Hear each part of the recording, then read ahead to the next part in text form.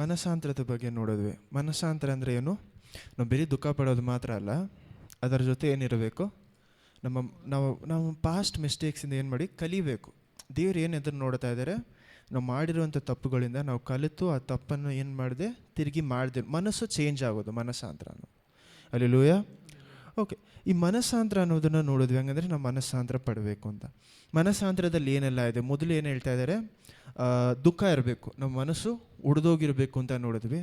Next ಬರೀ ಮನಸ್ಸು ಒಡೆದೋಗಿರೋದು ಮಾತ್ರ ಮನಸ್ಸಾಂತರ ಅಲ್ಲ, ಮನಸ್ಸು ಒಡೆದೋಗಿರ್ನಿಟ್ಟು ದೇವ್ರ ಹತ್ರ ನಾವು ಕೊಡುವಾಗ ದೇವ್ರು ಏನು ಮಾಡ್ತಾರೆ, ನಮ್ಮನ್ನು ಸರಿಪಡಿಸಿ ನಾವು ಅದಾದಮೇಲೆ ಏನು ಮಾಡ್ತೀವಿ, ಅದರಿಂದ ಕಲಿತೀವಿ. ಅಲ್ಲೆಲೂಯಾ. ನಾವು ಮನಸ್ಸು ಒಡೆದೋಗೋದು ಮಾತ್ರ ಅಲ್ಲ, ಏನು ಮಾಡಬೇಕು, ಜೊತೇಲಿ ಸೇರಿ ನಮ್ಮ ಕಲಿಯೋಕ್ಕೂ ಪ್ರಾರಂಭಿಸಬೇಕು. ನಾವು ಕಲಿಯದೆ ಹೋದ್ರೆ ಅಲ್ಲಿ ಏನು ಮಾಡ್ತಾ ಇದ್ದೀವಿ, ಬರೀ ಮನಸ್ಸು ಒಡೆದೋಗಿದ್ದೀವಿ ಅಷ್ಟೇ. ಆದರೆ ನಾವೇನು ಮಾಡ್ತಾ ಇಲ್ಲ, ರಿಪೆಂಟೆನ್ಸ್, ಮನಸ್ಸಾಂತರ ಪಡ್ತಾ ಇಲ್ಲ. ದೇವ್ರ ವಾಕ್ಯದಲ್ಲಿ ಏನು ಹೇಳ್ತಾ ಇದೆ, ಮನಸ್ಸಾಂತರ ಪಟ್ಟರೆ ಏನಾಗ್ತಾ ಇದೆ, ನಾವು ಕಂಪ್ಲೀಟಾಗಿ ರಕ್ಷಣೆ ಹೊಂದ್ಕೊಳ್ತೇವೆ. ನಾವು ಬರೀ ದುಃಖ ಪಟ್ಟರೆ ಮಾತ್ರ ರಕ್ಷಣೆ ಹೊಂದ್ಕೊಳ್ತಾ ಇಲ್ಲ. ನಾವು ಕಂಪ್ಲೀಟಾಗಿ ಏನು ಮಾಡಬೇಕು, ಮನಸ್ಸಾಂತರ ಪಡಬೇಕು. ಅಲ್ಲೆಲೂಯಾ. ಸೊ ಈ ಮನಸ್ಸಾಂತರದಲ್ಲಿ ಒಂದು ಮೇಯ್ನ್ ಆದ ವಿಷಯ ಯಾವುದು? ದುಃಖ ಪಡೋದು, ಗ್ರೀವಿಂಗ್ ಅಂತಾರೆ. ಗ್ರೀವಿಂಗ್ ಅನ್ನುವಂಥ ಪದಕ್ಕೆ ಅರ್ಥ ಏನಂದರೆ, ನಾವು ಮನಸ್ಸು ಒಡೆದು ಏನು ಮಾಡೋದು, ದುಃಖ ಪಡೋದು. ಈ ದುಃಖ ಪಡುವಾಗ ನಾವು ಎಷ್ಟೋ ಸತಿ ಏನು ಮಾಡ್ತೀವಿ ಅಂದರೆ, ಬೇಗನೆ ಮಾಡಿಬಿಡ್ತೀವಿ ಆ ದುಃಖ ಪಡೋದನ್ನು. ಫಾರ್ ಎಕ್ಸಾಂಪಲ್, ಈ ಕಾಲದಲ್ಲೆಲ್ಲ ನಾವು ಯಾರಾದರೂ ತೀರ್ಕೊಂಬಿಟ್ರೆ, ಏನಾದರೂ ಯಾರಾದ್ರು ಸಾವಾದರೆ ಏನು ಮಾಡ್ತೀವಿ, ದುಃಖ ಪಡ್ತೀವಿ. ಅವ್ರ ಮನೇಲಿ ಹೋಗಿ ನೀವು ಆಹಾರದಲ್ಲಿ ಏನು ಹೇಳ್ತೀರಾ, ಅವ್ರನ್ನ ಸಂತೈಸಬೇಕೆ ಮಾಡಬೇಕಾದ್ರೆ ಏನು ಹೇಳ್ತೀರಾ? ಜನರಲ್ಲಾಗಿ ನೀವೇನು ಹೇಳ್ತೀರಿ? ಯಾರೋ ಒಬ್ರು ತೀರ್ಕೊಂಡಿದ್ದಾರೆ, ತುಂಬ ಮುಖ್ಯವಾದ ಒಂದು ಮನುಷ್ಯನೂ ತೀರ್ಕೊಂಡಿದ್ದಾರೆ, ಸಮಾಧಾನ ಯಾವ ರೀತಿ ಸಮಾಧಾನ ಕೊಡ್ತೀರಾ? ಜನರಲ್ಲಾಗಿ ಏನು ಹೇಳ್ತೀವಿ?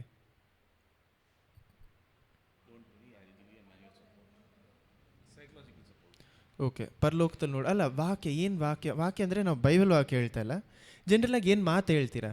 ಸರಿ, ಓಕೆ, ಮೊದಲು ಹೇಳಿದ್ರು ಪರಲೋಕದಲ್ಲಿ ನೋಡ್ಬೋದು ಅಂತ. ಅವ್ರು ಒಂದು ವೇಳೆ ಕ್ರಿಸ್ತುವಲ್ಲಿ ಇಲ್ಲದೆ ಇದ್ದಿದ್ರೆ ಏನು ಹೇಳ್ತೀರಾ?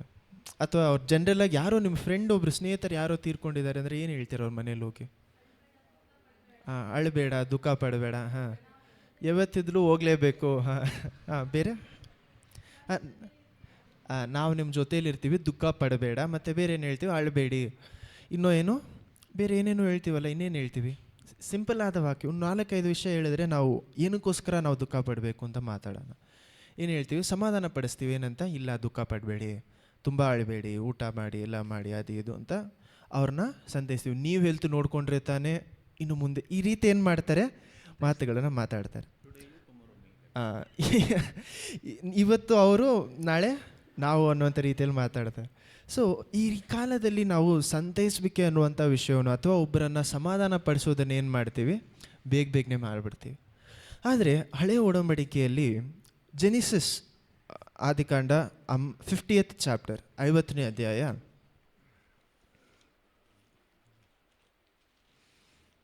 ಆದಿಕಾಂಡ 49ರಲ್ಲಿ ಏನು ಮಾಡಿ ಅಂದರೆ 29ರಿಂದ ಹಂಗೆ 50ನೇ ಅಧ್ಯಾಯ ಸ್ಟಾರ್ಟ್ ಮಾಡಿ.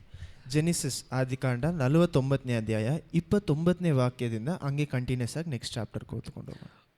ಕರ್ತರ ಪರಿಶುದ್ಧ ನಾಮಕ್ಕೆ ಸ್ತೋತ್ರವಾಗಲಿ. ಆದಿಕಾಂಡ ಜೆನೆಸಿಸ್ 49ನೇ ಅಧ್ಯಾಯ ವಚನ 29ರಿಂದ, ಆದಿಕಾಂಡ 49 ವಚನ 29ರಿಂದ, ಇಸ್ರಾಯೇಲನು ತನ್ನ ಮಕ್ಕಳಿಗೆ ಆಜ್ಞಾಪಿಸಿ ಹೇಳಿದ್ದು ಏನೆಂದರೆ, ನಾನು ನನ್ನ ಪಿತೃಗಳ ಬಳಿಗೆ ಸೇರಬೇಕಾದ ಕಾಲ ಸಮೀಪಿಸಿತು. ಹಿತ್ತಿಯನಾದ ಎಫ್ರೋನನ ಭೂಮಿಯಲ್ಲಿರುವ ಗವಿಯೊಳಗೆ ನನಗೆ ಪಿತೃಗಳ ಬಳಿಯಲ್ಲಿ ಸಮಾಧಿ ಮಾಡಬೇಕು. ಆ ಗವಿಯು ಕಾನಾನ್ ದೇಶದ ಮಮ್ರೆಗೆ ಎದುರಾಗಿರುವ ಮಕೆಲ್ಪ ಎಂಬ ಬಯಲಿನಲ್ಲಿ ಇದೆ. ಅದನ್ನು ಅಬ್ರಹಾಮನು ಅದರ ಸುತ್ತಮುತ್ತಲಿರುವ ಭೂಮಿ ಸಹಿತವಾಗಿ ಹಿತ್ತಿಯನಾದ ಎಫ್ರೋನನಿಂದ ಸ್ವಕೀಯ ಸ್ಮಶಾನ ಭೂಮಿಯಾಗುವುದಕ್ಕೆ ಕೊಂಡುಕೊಂಡನು. ಅಲ್ಲಿ ಅಬ್ರಹಾಮನಿಗೂ ಅವನ ಪತ್ನಿಯಾದ ಸಾರಳಗೂ ಸಮಾಧಿಯಾಯಿತು. ಅಲ್ಲಿ ಇಸಾಕನಿಗೂ ಅವನ ಹೆಂಡತಿಯಾದ ರೆಬೆಕ್ಕಳಿಗೂ ಸಮಾಧಿಯಾಯಿತು. ಅಲ್ಲಿ ನಾನು ಲೇಯಳನ್ನು ಹೂಣಿಟ್ಟೆನು. ಹೊಲದ ಕೂಡ ಹಿತ್ತಿಯರಿಂದ ಕ್ರಯಕ್ಕೆ ತೆಗೆದುಕೊಂಡು ಆ ಗವಿಯೊಳಗೆ ನನಗೂ ಸಮಾಧಿ ಮಾಡಬೇಕು ಅಂದನು. ಯಾಕೋಬನು ತನ್ನ ಮಕ್ಕಳಿಗೆ ಅಪ್ಪಣೆ ಕೊಡುವುದನ್ನು ಮುಗಿಸಿದ ನಂತರ ಹಾಸಿಗೆ ಮೇಲೆ ತನ್ನ ಕಾಲುಗಳನ್ನು ಮುದುರಿಕೊಂಡು ಪ್ರಾಣ ಬಿಟ್ಟು ಪಿತೃಗಳ ಬಳಿಗೆ ಸೇರಿದನು. ಆಗ ಯೋಸೇಫನು ತನ್ನ ತಂದೆಯ ಮುಖದ ಮೇಲೆ ಬಿದ್ದು ಕಣ್ಣೀರು ಸುರಿಸುತ್ತಾ ಅವನಿಗೆ ಮುದ್ದಿಟ್ಟನು. ತರುವಾಯ ಅವನು ತನ್ನ ಸೇವಕನಾದ ವೈದ್ಯರಿಗೆ ತನ್ನ ತಂದೆಯ ಶುಭವನ್ನು ಸುಗಂಧ ದ್ರವ್ಯಗಳಿಂದ ತುಂಬಿ ಸಿದ್ಧಪಡಿಸಿರಿ ಎಂದು ಅಪ್ಪಣೆ ಕೊಡಲು ಅವರು ಹಾಗೆಯೇ ಮಾಡಿದರು. 40 ದಿನಗಳು ಸುಗಂಧ ದ್ರವ್ಯಗಳನ್ನು ತುಂಬುವ ಪದ್ಧತಿ ಇರುವುದರಿಂದ ಅಷ್ಟು ದಿವಸ ಸಿದ್ಧಪಡಿಸುತ್ತಾ ಇದ್ದರು. ಐಗುಪ್ತರು ಅವರಿಗೋಸ್ಕರ 70 ದಿನಗಳವರೆಗೂ ಗೋಳಾಡಿದರು. ಗೋಳಾಡುವ ದಿನಗಳು ಮುಗಿದ ನಂತರ ಯೋಸೇಫನು ಫರೋಹನ ಮನೆಯವರ ಬಳಿಗೆ ಹೋಗಿ, ನನ್ನ ತಂದೆಯು ತಾನು ಕಾನಾನ್ ದೇಶದಲ್ಲಿ ಸಿದ್ಧ ಮಾಡಿಕೊಂಡಿರುವ ಸ್ಥಳದಲ್ಲಿಯೇ ತನಗೆ ಸಮಾಧಿ ಮಾಡಬೇಕು ಎಂದು ಸಾಯುವುದಕ್ಕಿಂತ ಮೊದಲು ನನ್ನಿಂದ ಪ್ರಮಾಣ ಮಾಡಿಸಿದನು. ಆದ್ದರಿಂದ ನನ್ನ ಮೇಲೆ ಕಟಾಕ್ಷವಿದ್ದರೆ ನೀವು ಈ ಸಂಗತಿಯನ್ನು ಫರೋಹನಿಗೆ ತಿಳಿಸಿ, ನಾನು ಹೋಗಿ ತಂದೆಗೆ ಸಮಾಧಿ ಮಾಡಿ ಬರುವುದಕ್ಕೆ ಅಪ್ಪಣೆ ಕೊಡಿಸಬೇಕೆಂದು ಬೇಡಿಕೊಡುತ್ತೇನೆ ಅಂದನು. ಫರೋಹನು ಈ ಸಂಗತಿಯನ್ನು ಕೇಳಿ ಯೋಸೇಫನಿಗೆ, ನಿನ್ನ ತಂದೆಯ ಪ್ರಮಾಣ ಮಾಡಿಸಿದ ಮೇರೆಗೆ ನೀನು ಹೋಗಿ ಅವನಿಗೆ ಸಮಾಧಿ ಮಾಡಿ ಬರಬಹುದು ಎಂದು ಅಪ್ಪಣೆ ಕೊಟ್ಟನು. ಯೋಸೇಫನು ತಂದೆಗೆ ಸಮಾಧಿ ಮಾಡುವುದಕ್ಕೆ ಹೊರಟು ಹೋದಾಗ ಅವನ ಜೊತೆಯಲ್ಲಿ ಫರೋಹನ ಪರಿವಾರದವರು ಎಲ್ಲರೂ, ಅರಮನೆಯ ಮುಖಂಡರು ಎಲ್ಲರೂ, ಐಗುಪ್ತ ದೇಶದ ಮುಖ್ಯಸ್ಥರು ಎಲ್ಲರೂ, ಯೋಸೇಫನ ಮನೆಯವರೆಲ್ಲರೂ, ಅಣ್ಣ ತಮ್ಮಂದಿರು, ತಂದೆಯ ಮನೆಯಿಂದ ಎಲ್ಲರೂ ಹೋದರು. ಅವರು ತಮ್ಮ ಹೆಂಡತಿ ಮಕ್ಕಳನ್ನು ಕುರಿದನಗಳನ್ನು ಮಾತ್ರ ಗೋಷೆನ್ ಸೀಮೆಯಲ್ಲಿ ಬಿಟ್ಟು ಹೋದರು. ಇದಲ್ಲದೆ ಅವನ ಸಂಗಡ ರಥಗಳು ಕುದುರೆಗಳು ಸಹ ಹೊರಟು ಹೋದವರು ಬಹುಮಂದಿ. ಅವರು ಯೋರ್ದಾನ್ ಹೊಳೆಯಿಂದ ಆಚೆ ಇರುವ ಆಟಾದ್ ಎಂಬ ಕಣಕ್ಕೆ ಬಂದು ಅಲ್ಲಿ ಅಧಿಕೃತವಾಗಿ ಗೋಳಾಡಿದರು. ಯೋಸೇಫನು ತನ್ನ ತಂದೆಗೋಸ್ಕರ 7 ದಿವಸಗಳ ತನಕ ಗೋಳಾಡಿದನು. ಸೊ ಟೋಟಲ್ ಆಗಿ ಎಷ್ಟು ದಿವಸ ಇವರು ಯಾಕೋಬಿನ ಸಾವಿಗೋಸ್ಕರ ಗೋಳಾಡಿದ್ರು? 70 ಡೇಸ್ ಪ್ಲಸ್ 7 ದಿವಸ, 77 ಡೇಸ್ ಏನು ಮಾಡಿದ್ದಾರೆ? ಯಾಕೋಬ್ ಒಬ್ಬರು ತೀರ್ಕೊಂಡ್ರು ಅಂತ. ಬರೀ ಯಾಕೋಬಿನ ಕುಟುಂಬದವ್ರು ಮಾತ್ರ ಅಲ್ಲ, ಕಂಪ್ಲೀಟ್ ಈಜಿಪ್ಟೇ ಎಷ್ಟು 70 ದಿವಸಕ್ಕೂ ಯೋಸೇಫನ್ನು ಮಾತ್ರ ಒಬ್ಬನೇ ಏನು ಮಾಡ್ತಾನೆ? 77 ದಿವಸ, 7ನೇ ದಿವಸ ಎಕ್ಸ್ಟ್ರಾ 7 ಡೇಸ್ ಎಕ್ಸ್ಟ್ರಾ ಏನು ಮಾಡ್ತಾ ಇದ್ದಾರೆ? ಇನ್ನೂ ಗೋಳಾಡ್ತಾ ಇದ್ದಾರೆ. ಇವತ್ತು ನಾವು ಯಾರಾದರೂ ತೀರ್ಕೊಂಬಿಟ್ರೆ ಏನು ಮಾಡ್ತೀವಿ? ತಕ್ಷಣ ಏನು ಮಾಡ್ತೀವಿ? 1 ದಿವಸ 2 ದಿವಸ, 1 ವಾರ 2 ವಾರ, ಅದಾದಮೇಲೆ ಜೀವನ ಮುಂದುವರೆದು ಹೋಗ್ಬಿಡುತ್ತೆ ಅಂತ ನಾವೇನು ಮಾಡ್ತೀವಿ ಅಂದರೆ, ಈ ಅಳುವುದನ್ನು ಸಹ ಏನು ಮಾಡ್ತೀವಿ? ಆ ಕಾಲದಲ್ಲಿ ಏನು ಮಾಡ್ತಿದ್ರು ಅಂದರೆ, ಓಪನ್ ಆಗಿ ಏನು ಮಾಡ್ತಿದ್ರು? ಅಳ್ತಾಯಿದ್ರು. ಅವರು ಬರೀ ದುಃಖದಲ್ಲಿ ಮಾತ್ರ ಅಳ್ತಿರ್ಲಿಲ್ಲ, ಆ ಮನುಷ್ಯನ ಏನು ಮಾಡೋದಕ್ಕೆ ಅವ್ರನ್ನ ಗೌರವ ಪಡಿಸೋದಕ್ಕೋಸ್ಕರ ಏನು ಮಾಡ್ತಾಯಿದ್ರು? ಅಳ್ತಾಯಿದ್ರು. ಯಾಕಂದರೆ ಒಬ್ಬರು ತೀರ್ಕೊಂಡ ಮೇಲೆ ನಿಮಗೆ ಅಳು ಬರ್ತಾ ಇಲ್ಲ, ಅಥವಾ ಅವ್ರನ್ನ ಮೋನ್ ಮಾಡ್ತಾಯಿಲ್ಲ ಅಂದರೆ, ನೀವು ದುಃಖ ಪಡ್ತಾ ಇಲ್ಲ ಅಂದರೆ, ನಿಮ್ಮ ಮನಸ್ಸು ಹೊಡೆದು ದುಃಖ ಪಡ್ತಾ ಇಲ್ಲ ಅಂದರೆ, ಆ ಮನುಷ್ಯನೋ ನಿಮಗೇನು ಸರಿಯಾಗಿ ಮಾಡಿಲ್ಲ ಅಂತ ಅರ್ಥ. ಹಂಗಂದರೆ ಅವರ ಜೀವನ ಏನಕ್ಕೂ ಉಪಯೋಗ ಇಲ್ಲ ಅಂತ ಅರ್ಥ. ಅದಕ್ಕೆ ಆ ಕಾಲದಲ್ಲಿ ಅವರ ಜೀವನವನ್ನು ವ್ಯಾಲ್ಯೂ ಕೊಡುವುದಕ್ಕೆ, ಏನಕ್ಕೆ? ಅವ್ರ ಜೀವನಕ್ಕೆ ಒಂದು ಮೌಲ್ಯತೆ ಬೆಲೆ ಕೊಡೋದಕ್ಕೋಸ್ಕರ, ಆ ಜೀವಕ್ಕೆ ಬೆಲೆ ಕೊಡೋದಕ್ಕೋಸ್ಕರ ಏನು ಮಾಡ್ತಾಯಿದ್ರು? ತುಂಬ ಕಾಲಕ್ಕೆ ಅಳ್ತಾಯಿದ್ರು. ಆದರೆ ನಾವು ಈ ಕಾಲದಲ್ಲಿ ಏನು ಹೇಳ್ತೀವಿ? ದುಃಖ ಪಡಬೇಡಿ. ಅವ್ರು ಸಂತೈಸೋದೇ ಯಾವ ರೀತಿ ಇರುತ್ತೆ? ದುಃಖ ಪಡಬೇಡಿ ಅಂತ ಸಂತೈಸ್ತಾರೆ. ಆದರೆ ದೇವರ ವಾಕ್ಯದ ಪ್ರಕಾರ ಆ ಕಾಲದಲ್ಲಿ ಇದ್ದಂಥ ಜನ ಯಾವ ರೀತಿ ದುಃಖ ಪಡ್ತಾಯಿದ್ರು? ದುಃಖ ಪಡಬೇಡಿ ಅಂತೆಲ್ಲ ಜೊತೇಲಿ ಸೇರಿಕೊಂಡು ದುಃಖ ಪಡ್ತಾಯಿದ್ರು.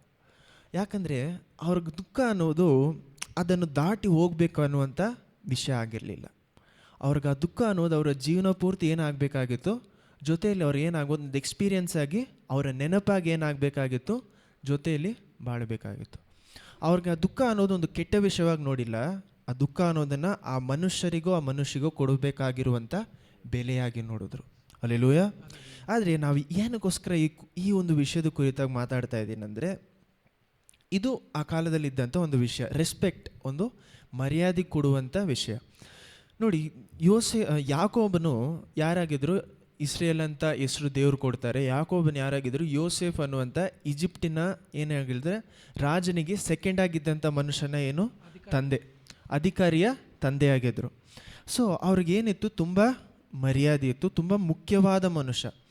ಅವರ ಏನು ಹೇಳ್ತೀರಾ? ಅವರ ಕಂಪ್ಲೀಟ್ ಆ ಒಂದು ಜನಾಂಗಕ್ಕೆ, ಇಸ್ರೇಲ್ ಅನ್ನುವಂಥ ಜನಾಂಗಕ್ಕೆ ಒಂದು ಅಡಿಯಾಳವಾಗಿ, ಅಂದರೆ ಒಂದು ಐಡೆಂಟಿಟಿ, ಗುರುತಾಗಿದ್ದರು. ಯಾರು? ಯಾಕೋಬನು. ಸೊ ಅಂಥ ಮನುಷ್ಯ ತೀರ್ಕೊಬೇಕಾದ್ರೆ ಕಂಪ್ಲೀಟ್ ಈಜಿಪ್ಟೇ ಏನು ಮಾಡ್ತಾಯಿದ್ದಾರೆ? ದೊಡ್ಡವರಿಂದ ಚಿಕ್ಕವರವರೆಗೂ ಹಿಡಿದು ಏನು ಮಾಡ್ತಾಯಿದ್ದಾರೆ? ದುಃಖ ಪಡ್ತಾ ಇದ್ದಾರೆ. ಏನು ಮಾಡಿದ್ರೆ ಗ್ರೀವ್ ಮಾಡ್ತಾರೆ ಅಂತಾರಲ್ಲ, ಸೊ ದುಃಖ ಪಡ್ತಾರೆ, ಅಳ್ತಾರೆ, ಮನದೊಡೆ ಅಳ್ತಾರೆ. ಅದು ಆ ಮನುಷ್ಯನಿಗೋ ಕೊಡಬೇಕಾಗಿರುವಂಥ ಮರ್ಯಾದೆ. ಅವ್ರ ಜೀವಮಾನ ಪೂರ್ತಿ ಆ ಒಂದು ಎಕ್ಸ್ಪೀರಿಯನ್ಸ್ನ, ದುಃಖವನ್ನು ಏನು ಮಾಡ್ತಾ ಇದ್ರಂತೆ ಜೊತೆಯಲ್ಲಿ ಹಂಚ್ಕೊತಾ ಇದ್ರು, ಕ್ಯಾರಿ ಮಾಡ್ತಾಯಿದ್ರು. ಅದೊಂದು ಕೆಟ್ಟ ವಿಷಯವಾಗಿ ನೋಡಿಲ್ಲ, ಒಳ್ಳೆಯ ವಿಷಯ. ಅವ್ರ ದುಃಖದಲ್ಲೇ ಬಾಳ್ತಿರ್ಲಿಲ್ಲ, ಆದರೆ ಆ ಮನುಷ್ಯರಿಗೆ ಕೊಡಬೇಕಾಗಿದ್ದಂಥ ಮರ್ಯಾದೆನ ಏನು ಮಾಡಿದ್ರು, ಕೊಟ್ಟರು. ಆದರೆ ನಾವು ಈ ಕಾಲದಲ್ಲಿ ನಾವು ಫಾಸ್ಟಾಗಿರಬೇಕಾದ್ರೆ ಏನು ಮಾಡ್ತೀವಿ, ಎಲ್ಲ ವಿಷಯದಲ್ಲಿ ಏನು ಮಾಡ್ತೀವಿ, ಸರಿ ಮುಂದುವರೆದು ಹೋಗೋಣ, ಇದನ್ನು ಮರೆತು ನೆಕ್ಸ್ಟ್ ಅಂತ. ಏನಕ್ಕೋಸ್ಕರ ಈ ಪಾಯಿಂಟ್ನ ತೊಗೊಂಡೆ ಅಂದರೆ, ನೋಡಿ ಎಫೆಷನ್ಸ್ 2ನೇ ಅಧ್ಯಾಯ ಪ್ರಕಾರ ಎಷ್ಟೋ ಸತಿ ಓದಿವಿ. ಇವತ್ತು ತೊಗೊಳ್ಳೋಣ ಎಫೆಷನ್ಸ್ 2ನೇ ಅಧ್ಯಾಯ ತಿರುಗಿ ತೊಗೊಬೇಕಾದ್ರೆ ಎಫೆಷನ್ಸ್ 2ರಲ್ಲಿ ನಮ್ಮನ್ನು ಏನು ಹೇಳ್ತಾರೆ, ನೀವು ಆತ್ಮಿಕ ರೀತಿಯಲ್ಲಿ ಏನಾಗಿದ್ರಿ, ಸತ್ತೋಗಿದ್ರಿ ಅಂತ ಹೇಳ್ತಾರೆ. ಸೊ ನಾವು ಆತ್ಮಿಕ ರೀತಿಯಲ್ಲಿ ಸತ್ತೋಗಿದ್ದಂಥ ಮನುಷ್ಯರು ಯೇಸು ಕ್ರಿಸ್ತುವಿನ ಜೊತೆ ಬರಬೇಕಾದ್ರೆ ನಮ್ಮ ಮಾಂಸ ಏನಾಗ್ತಾ ಇದೆ ಅಂತೆ, ಆ ಜಾಗದಲ್ಲಿ ನಮ್ಮ ಪಾಪದ ಹಳೆಯ ಗುಣ ಏನಾಗಬೇಕಂತೆ, ಸಾಯಬೇಕು ಅಂತ ಹೇಳ್ತಾರೆ. ಆ ವಾಕ್ಯ ಎಲ್ಲಿದೆ ಅಂದರೆ ಮೊದಲನೇ ಯೋಹಾನಕ್ಕೆ ಹೋಗಿ, ಮೊದಲನೇ ಯೋಹಾನ 1ನೇ ಅಧ್ಯಾಯ 9, 8 ಮತ್ತು 9ನೇ ವಾಕ್ಯ ಓದಿ, ಆಮೇಲೆ ಬೇರೆ ನೋಡೋಣ. ಮೊದಲನೇ ಯೋಹಾನ 1ನೇ ಅಧ್ಯಾಯ 8 ಮತ್ತು 9ನೇ ವಾಕ್ಯ ಓದಿ ಸಾಕು. ಓಕೆ. 1 ಯೋಹಾನ 1ನೇ ಅಧ್ಯಾಯ ವಚನ 9, ನಮ್ಮ ಪಾಪಗಳನ್ನು ಒಪ್ಪಿಕೊಂಡು ಅರಿಕೆ ಮಾಡಿದರೆ ಅವರು ನಂಬಿಗಸ್ತರು ನೀತಿವಂತರು ಆಗಿರುವುದರಿಂದ ನಮ್ಮ ಪಾಪಗಳನ್ನು ಕ್ಷಮಿಸಿಬಿಟ್ಟು ಸಕಲ ಅನೀತಿಯನ್ನು ಪರಿಹರಿಸಿ ನಮ್ಮನ್ನು ಶುದ್ಧಿ ಮಾಡುವರು. ಆಮೆನ್. ಆಮೆನ್. ಕೊಲೋಷನ್ಸ್ 2ನೇ ಅಧ್ಯಾಯ, ಕೊಲೋಷನ್ಸ್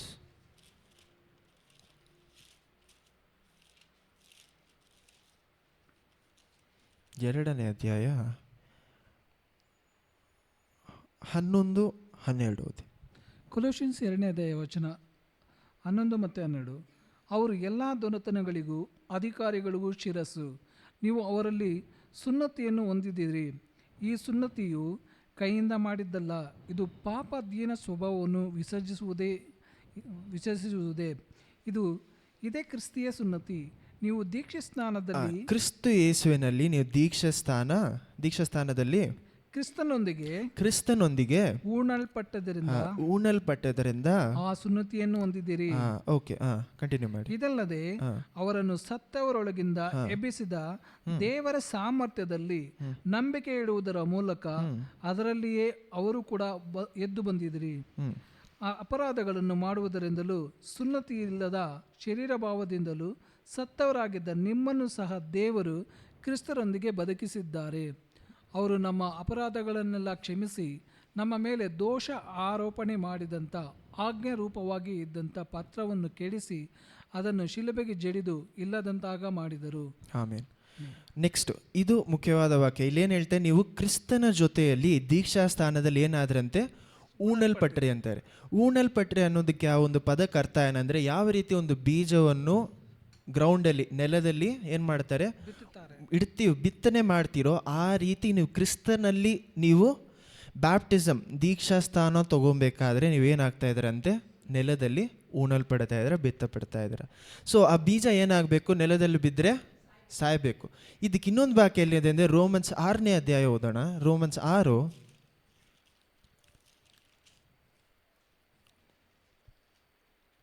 ಒಂದನೇ ವಾಕ್ಯದಿಂದ ಓದಿ, ಆಮೇಲೆ ಸ್ಟಾಪ್ ಮಾಡಿ ಮಿಡಲ್ ಹೋಗೋಣ. ರೋಮನ್ಸ್ 6ನೇ ಅಧ್ಯಾಯ ವಚನ 1. ಹಾಗಾದರೆ ಏನು ಹೇಳೋಣ? ದೇವರ ಕೃಪೆಯು ಹೆಚ್ಚಾಗಲಿ ಎಂದು ನಾವು ಪಾಪದಲ್ಲಿ ಇನ್ನೂ ಇರಬೇಕೋ? ಎಂದಿಗೂ ಇರಬಾರದು. ಪಾಪದ ಪಾಲಿಗೆ ಸತ್ತವರಾದ ನಾವು ಇನ್ನು ಅದರಲ್ಲೇ ಬದುಕುವುದು ಹೇಗೆ? ಕ್ರಿಸ್ತ ಯೇಸುವಿನಲ್ಲಿ ಸೇರುವುದಕ್ಕೆ ದೀಕ್ಷಾಸ್ನಾನ ಮಾಡಿಸಿಕೊಂಡವರಾದ ನಾವೆಲ್ಲರೂ ಅವರ ಮರಣದಲ್ಲಿ ಏನಾಗಿದ್ದೀವಂತೆ, ದೀಕ್ಷಾಸ್ನಾನ ಮಾಡಿಸಿಕೊಂಡಿದ್ದೇವೆ ಎಂದು ನಿಮಗೆ ತಿಳಿಯದು. ಹೀಗಿರಲಾಗಿ ನಾವು ದೀಕ್ಷಾಸ್ನಾನ ಮಾಡಿಸಿಕೊಂಡಾಗ ಅವರ ಮರಣದಲ್ಲಿ ಪಾಲುಗಾರರಾಗಿ ಅವರೊಂದಿಗೆ ಊಣಲ್ಪಟ್ಟೆವು.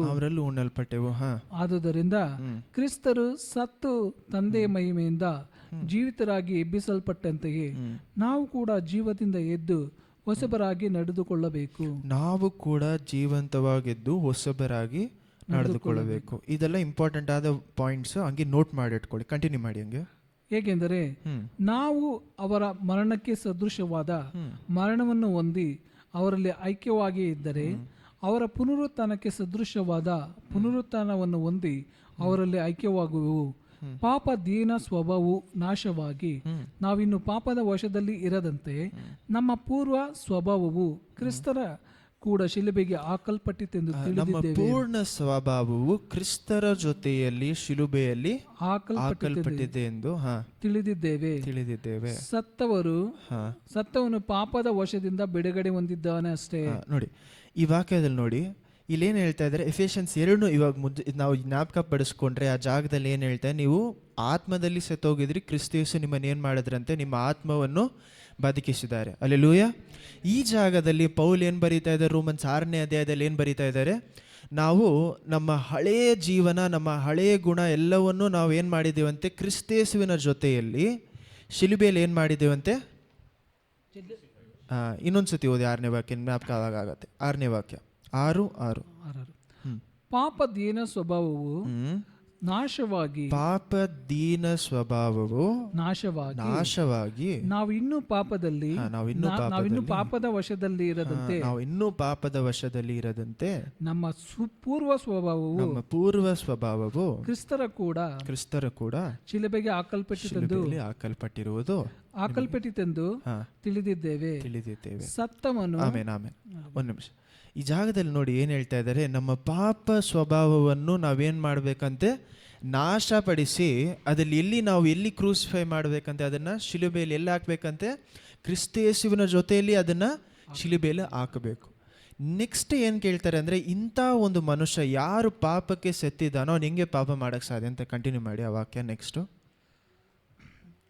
ಇದಲ್ಲದೆ ನಾವು ಕ್ರಿಸ್ತನೊಡನೆ ಸತ್ಯ ಪಕ್ಷದಲ್ಲಿ ಅವರೊಡನೆ ಜೀವಿಸುವೆಂದು ನಂಬುತ್ತೇವೆ. ಅದೇ ಪ್ರಕಾರ ಇನ್ನು ಮರಣವು ಇನ್ನು ಅವರನ್ನು ಆಳುವುದಿಲ್ಲವೆಂದು ನಮಗೆ ತಿಳಿದಿದೆ. ಅವರು ಸತ್ತದ್ದು ಒಂದೇ ಸಾರಿ, ಅದು ಪಾಪದ ಪಾಲಿಗೆ, ಅವರು ಜೀವಿಸುವುದು ದೇವರಿಗಾಗಿಯೇ. ಅದೇ ಪ್ರಕಾರ ನೀವು ಸಹ ನಿಮ್ಮನ್ನು ಕ್ರಿಸ್ತ ಯೇಸುವಿನ ಐಕ್ಯದಿಂದ ಪಾಪದ ಪಾಲಿಗೆ ಸತ್ತವರು, ದೇವರಿಗಾಗಿ ಜೀವಿಸುವವರು ಎಂದು ಎಣಿಸಿಕೊಳ್ಳಿರಿ. ಆಮೇನ್. ಹಲ್ಲೆಲೂಯಾ. ನೋಡಿ, ನೀವಾಗಿರುವಾಗ ಪಾಪದ ಪಾಲಿಗೆ ಸತ್ತವರಾಗಿ ಎಣಿಸಿಕೊಳ್ಳೋಕ್ಕೆ ಸಾಧ್ಯ ಇಲ್ಲ. ನಾವಾಗಿರ್ಬೇಕಂದ್ರೆ, ನಾವು ಒಬ್ಬರೇ ಇರಬೇಕಾದ್ರೆ ನಾವು ಪಾಪದ ಪಾಲಿಗೆ ಸತ್ತವರಾಗಿ ಎಣಿಸೋಕ್ಕೆ ಸಾಧ್ಯ ಇಲ್ಲ. ಯಾಕಂದರೆ ನಾವು ಯಾವತ್ತೂ ಪಾಪದ ಪಾಲಿಗೆ ಸತ್ತವರು ಅಲ್ಲ. ನಾವು ಈ ಜೀವನದಲ್ಲಿ, ನಾವು ಲೋಕದಲ್ಲಿ ಇರುವವರೆಗೂ, ನಾವಾಗಿರುವವರೆಗೂ ಪಾಪದ ಪಾಲಿಗೆ ಸಂಪೂರ್ಣವಾಗಿ ಸಾಯುವುದಕ್ಕೆ ಸಾಧ್ಯ ಇಲ್ಲ. ಆದರೆ ಈ ವಾಕ್ಯದಲ್ಲಿ ಏನು ಹೇಳ್ತಾರೆ ನೋಡಿ, ನಿಮ್ಮನ್ನು ನೀವು ಕ್ರಿಸ್ತ ಯೇಸುವಿನ ಜೊತೆಯಲ್ಲಿ ಇರಬೇಕಾದ್ರೆ ನೀವೇನು ಅನ್ಸ್ಕೊಬೋದಂತೆ, ನಾವು ಪಾಪದ ಪಾಲಿಗೆ ಸತ್ತವರಾಗಿ. ಯಾವ ರೀತಿ ಕ್ರಿಸ್ತ ಯೇಸು ಏನು ಮಾಡಿದಾರಂತೆ, ಪಾಪದ ಪಾಲಿಗೆ ಸತ್ತವರಾಗಿದ್ದಾರೆ. ಅವ್ರು ಏನು ಮಾಡಿದ್ರಂತೆ, ಸಾವನ್ನು ಪಾಪವನ್ನು ಜಯಿಸಿ ಎದ್ದು ಬಂದರು ಅಂತೀವಲ್ಲ. ಹಲ್ಲೆಲೂಯಾ. ಅವರ ಜೊತೆಯಲ್ಲಿ ನಾವು ಸೇರಿಸ್ಕೊಳ್ಳುವಾಗ, ನಮ್ಮನ್ನು ನಾವು ಅವರ ಜೊತೆಯಲ್ಲಿ ಸಂಬಂಧಪಡಿಸಿಕೊಳ್ಳುವಾಗ ಮಾತ್ರ ನಾವೇನಾಗಿದ್ದೀವಂತೆ, ಪಾಪದ ಪಾಲಿಗೆ ಸತ್ತವರಾಗಿದ್ದೀವಿ. ಅದನ್ನೇ ಪೌಲ್ ಏನಂತ ಕೇಳ್ತಾ ಇದ್ದಾರೆ ಜಾಗದಲ್ಲಿ, ಪಾಪದ ಪಾಲಿಗೆ ಸತ್ತವರಾದ ನೀವು ಇನ್ನೂ ಯಾವ ರೀತಿ ಪಾಪದಲ್ಲೇ ಬಾಳುವುದಕ್ಕೆ ಸಾಧ್ಯ. ಹಲ್ಲೆಲೂಯಾ. ಪಾಪ ಮಾಡುವುದಕ್ಕೆ ಸಾಧ್ಯ ಅಂತ ಕೇಳಿಲ್ಲ, ಪಾಪದಲ್ಲೇ ಬಾಳುವುದಕ್ಕೆ ಸಾಧ್ಯ. ಎರಡಕ್ಕೂ ವ್ಯತ್ಯಾಸ ಇದೆ. ಪಾಪದ ಜೊತೆ ಹೋರಾಡುವುದಕ್ಕೂ ಪಾಪದಲ್ಲೇ ಬಾಳುವುದಕ್ಕೂ ವ್ಯತ್ಯಾಸ ಇದೆ. ನೋಡಿ, ಈ ಜಾಗದಲ್ಲಿ ಏನಕ್ಕೋಸ್ಕರ ಕಾನ್ಸೆಪ್ಟ್ ಅಥವಾ ಈ ವಿಷಯದ ಕುರಿತಾಗಿ ಮಾತಾಡ್ತಾ ಇದ್ದೀವಿ ಅಂದರೆ, ಪೌಲ್ ಇಲ್ಲಿ ತುಂಬ ಸುಲಭವಾಗಿ ಒಂದು ವಿಷಯದ ಬಗ್ಗೆ ಹೇಳ್ತಾ ಇದ್ದಾರೆ. ನೀವು ಶಿಲುಬೆಯಲ್ಲಿ ನಿಮ್ಮನ್ನು ನೀವೇನು ಮಾಡ್ಕೊಬೇಕಂತೆ, ಕ್ರಿಸ್ತೇಸುವಿನ ಜೊತೆ ನಿಮ್ಮ ಹಳೆಯ ಗುಣವನ್ನು ಹಳೆಯ ಜೀವನವನ್ನು ಶಿಲುಬೆಗೆ ಹಾಕಬೇಕು ಅಂತ ಹೇಳ್ತಾ ಇದ್ದಾರೆ. ಹಲ್ಲೆಲೂಯಾ. ಆದರೆ ನಾವೆಷ್ಟು ಜನ ನಿಜವಾಗ್ಲೂ ನಮ್ಮ ಹಳೆಯ ಗುಣವನ್ನು, ನಮ್ಮ ಹಳೆಯ ಸ್ವಭಾವವನ್ನು ಕ್ರಿಸ್ತೇಸುವಿನ ಜೊತೆಯಲ್ಲಿ ಶಿಲುಬೆಗೆ ಹಾಕಿದ್ದೀವಿ? ನಾನು ಬರೀ ಪ್ರಶ್ನೆಯಾಗಿ ಕೇಳ್ತಾ ಇಲ್ಲ, ಯಾಕಂದರೆ ನಾವು ನಿಜವಾಗ್ಲೂ ನಮ್ಮ ಹಳೆಯ ಜೀವನವನ್ನು ಬಿಟ್ಟು ಅದನ್ನು ಸಾಯಬೇಕು ಅಂತ ಬಿಟ್ಟಿದ್ದು. ನೋಡಿ, ಯಾರೂ ಸಂಪೂರ್ಣವಾಗಿ ತಾನೇ ಬಿಡುವುದಕ್ಕೂ ಸಾಧ್ಯ ಇಲ್ಲ. ನಾವು ಈ ಲೋಕದಲ್ಲಿ ಇರುವವರೆಗೂ ಪಾಪದ ಜೊತೆನೂ ಮಾಂಸದ ಜೊತೆ ಹೋರಾಟ ಇದೆ. ನಾನು ಆ ಹೋರಾಟದ ಬಗ್ಗೆ ಮಾತಾಡ್ತಾ ಇಲ್ಲ. ಆದರೆ ನಾವು ಕಂಟಿನ್ಯೂಸ್ ಆಗಿ ಅದೇ ಜೀವನದಲ್ಲಿ ಬಾಳ್ತೀವಲ್ಲ, ಅಥವಾ ನಾವು ಕಂಟಿನ್ಯೂಸ್ ಆಗಿ ಏನು ಮಾಡ್ತೀವಿ, ಸಂಪೂರ್ಣವಾಗಿ ಅದು ಸತ್ತಿದೆ ಅಂತ ನಾವು ಅನ್ನಿಸ್ಕೊಳ್ತಾ ಇಲ್ಲ. ಇಲ್ಲೇನು ಹೇಳ್ತಾರೆ ನೋಡಿ, ಒಂದೇ ವಾಕ್ಯ 11ನೇ ವಾಕ್ಯದಲ್ಲಿ ಮಾತ್ರ ಓದಿ ಇನ್ನೊಂದು ಸತಿ. ಅಲ್ಲೇನು ಹೇಳ್ತಾರೆ ನೋಡಿ, ಅದೇ ಪ್ರಕಾರ ನೀವು ಸಹ ನಿಮ್ಮನ್ನು ಕ್ರಿಸ್ತು ಯೇಸುವಿನ ಐಕ್ಯದಿಂದ ನೋಡಿ, ನಿಮ್ಮನ್ನು ನೀವು ಕ್ರಿಸ್ತು ಯೇಸುವಿನ ಐಕ್ಯದಿಂದ ಪಾಪದ ಪಾಲಿಗೆ ಸತ್ತವರು ದೇವರಿಗಾಗಿ ಜೀವಿಸುವವರೆಂದು ಎಣಿಸಬೇಕು. ಅಲ್ಲೆಲೂಯ. ಅವ್ರೇನ್ ಹೇಳ್ತಾರೆ, ನೀವು ಆ ರೀತಿ ಇಲ್ಲ, ಆದ್ರೆ ನೀವೇನ್ ಮಾಡ್ಕೊಬೇಕು, ಕ್ರಿಸ್ತು ಯೇಸುವಿನ ಜೊತೆ ಐಕ್ಯತೆಯಲ್ಲಿ ಏನ್ ಮಾಡ್ಬೇಕಂತೆ, ನಮ್ಮನ್ನು ನಾವು ಆ ರೀತಿ ಎಣಿಸಿಕೊಳ್ಬೇಕು. ಅಲ್ಲೆಲೂಯ. ಆ ರೀತಿ ನಮ್ಮನ್ನು ನಾವು ಎಣಿಸಿಕೊಳ್ಳದೆ ಹೋದರೆ ಪಾಪಕ್ಕೆ ಸಾಯುವುದು ಸಾಧ್ಯ ಇಲ್ಲ. ಪಾಪಕ್ಕೆ ಸಾಯುವುದಂದ್ರೆ ಬರೀ ನಾನು ಎಣಿಸ್ಕೊಳ್ಳೋದು ಮಾತ್ರ ಅಲ್ಲ, ಮೈಂಡಲ್ಲಿ ಮಾತ್ರ ಯೋಚನೆ ಮಾಡೋದಲ್ಲ, ನಾನು ಪಾಪಕ್ಕೆ ಸತ್ತೋದೆ. ನಿಮಗೆ ನೀವೇ 1000 ಸತಿ ಹೇಳ್ಕೊಂಡ್ರು ಪಾಪಕ್ಕೆ ಸಾಯೋಕ್ಕೆ ಸಾಧ್ಯ ಇಲ್ಲ. ಆದರೆ ಇವಾಗ ಒಂದು ಮನುಷ್ಯನು ಸತ್ತೋದ್ರೆ ಹಳೆಯ ಉಡಂಬಡಿಕೆಯಲ್ಲಿ ಯಾವ ರೀತಿ ಮನದೊಡೆದು ಅಳದು ಹತ್ತು ಆ ಸಾವನ್ನು ಏನು ಮಾಡ್ತಾ ಇದ್ರು, ಅವರ ಜೀವನದಲ್ಲಿ ಒಂದು ಪಾರ್ಟ್ ಆಗಿ ಮಾಡ್ಕೊತಾ ಇದ್ರು. ಅವರ ಜೀವನದಲ್ಲಿ ಏನಾಗ್ತಾ ಇದೆ, ಅದೊಂದು ಭಾಗವಾಗಿ ಮಾರ್ಪಡ್ತಾ. ಅವರ ಬಗ್ಗೆ ಯೋಚನೆ ಮಾಡಬೇಕಾದ್ರೆ ಅವ್ರು ಈ ರೀತಿ ಇದ್ರು ಅದೆಲ್ಲ ವ್ಯಾಲ್ಯೂ ಮಾಡ್ತೀವಲ್ಲ. ಇವಾಗಲೂ ಸಹ ಏನು ಮಾಡ್ತೀವಿ, ಯಾರಾದರೂ ತೀರ್ಕೊಂಡಿದ್ರೆ ಅವರ ಬಗ್ಗೆ ಯೋಚನೆ ಮಾಡಿ ನಾವೇನು ಮಾಡ್ತೀವಿ, ಈ ರೀತಿ ಒಂದು ಮನುಷ್ಯ ಇದ್ರು ನಮ್ಮ ಜೀವನದಲ್ಲಿ ಈ ರೀತಿ ಇದ್ರು ಅಂತ ಏನು ಮಾಡ್ತೀವಿ, ಯೋಚನೆ ಮಾಡ್ತೀವಿ. ಸೊ ನಿಮ್ಮ ಜೀವನದಲ್ಲಿ ನಿಮ್ಮ ಹಳೆಯ ಗುಣವಾಗಲಿ ನಿಮ್ಮ ಹಳೆಯ ಸ್ವಭಾವವಾಗಲಿ ಏನಾಗಬೇಕು, ಆ ರೀತಿ ಒಂದು ವಿಷಯವಾಗಿ ಮಾರ್ಪಡಬೇಕು. ಅಲ್ಲೆಲೂಯ. ಅದು ನಿಮಗೆ ಕಲಿಸುವಂಥ ವಿಷಯವಾಗಿ, ಅದನ್ನು ಮರ್ಯಾದೆ ಕೊಡಿ ಅಂತ ಹೇಳ್ತಾ ಇಲ್ಲ, ನಿಮಗೆ ಕಲಿಸುವಂಥ ವಿಷಯವಾಗಿ ಮಾರ್ಪಡಬೇಕು. ನಿಮ್ಮ ಜೀವನದಲ್ಲಿ ಅದೊಂದು ಭಾಗವಾಗಿ ಮಾರ್ಪಡಬೇಕು. ಯಾವ ರೀತಿ ಭಾಗವಾಗಿ ಮಾರ್ಪಡಬೇಕು, ನಾವು ಎವ್ರಿ ಡೇ ನಾವು ಯೋಚನೆ ಮಾಡಬೇಕಾದ್ರೆ ದೇವರ ಒಳ್ಳೆತನವನ್ನು ಜ್ಞಾಪಕಪಡಿಸುವಂಥ ಒಂದು ಭಾಗವಾಗಿ ನಿಮ್ಮ ಹಳೆಯ ಜೀವನ ಮಾರ್ಪಡಬೇಕು. ಅಲ್ಲೆಲೂಯ.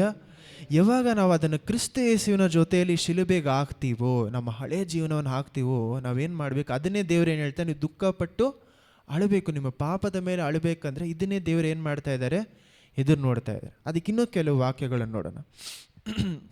ಯೋವೇಲನು 2ನೇ ಅಧ್ಯಾಯ, ಯೋವೇಲನು 2ನೇ ಅಧ್ಯಾಯ 12 ಮತ್ತು 13.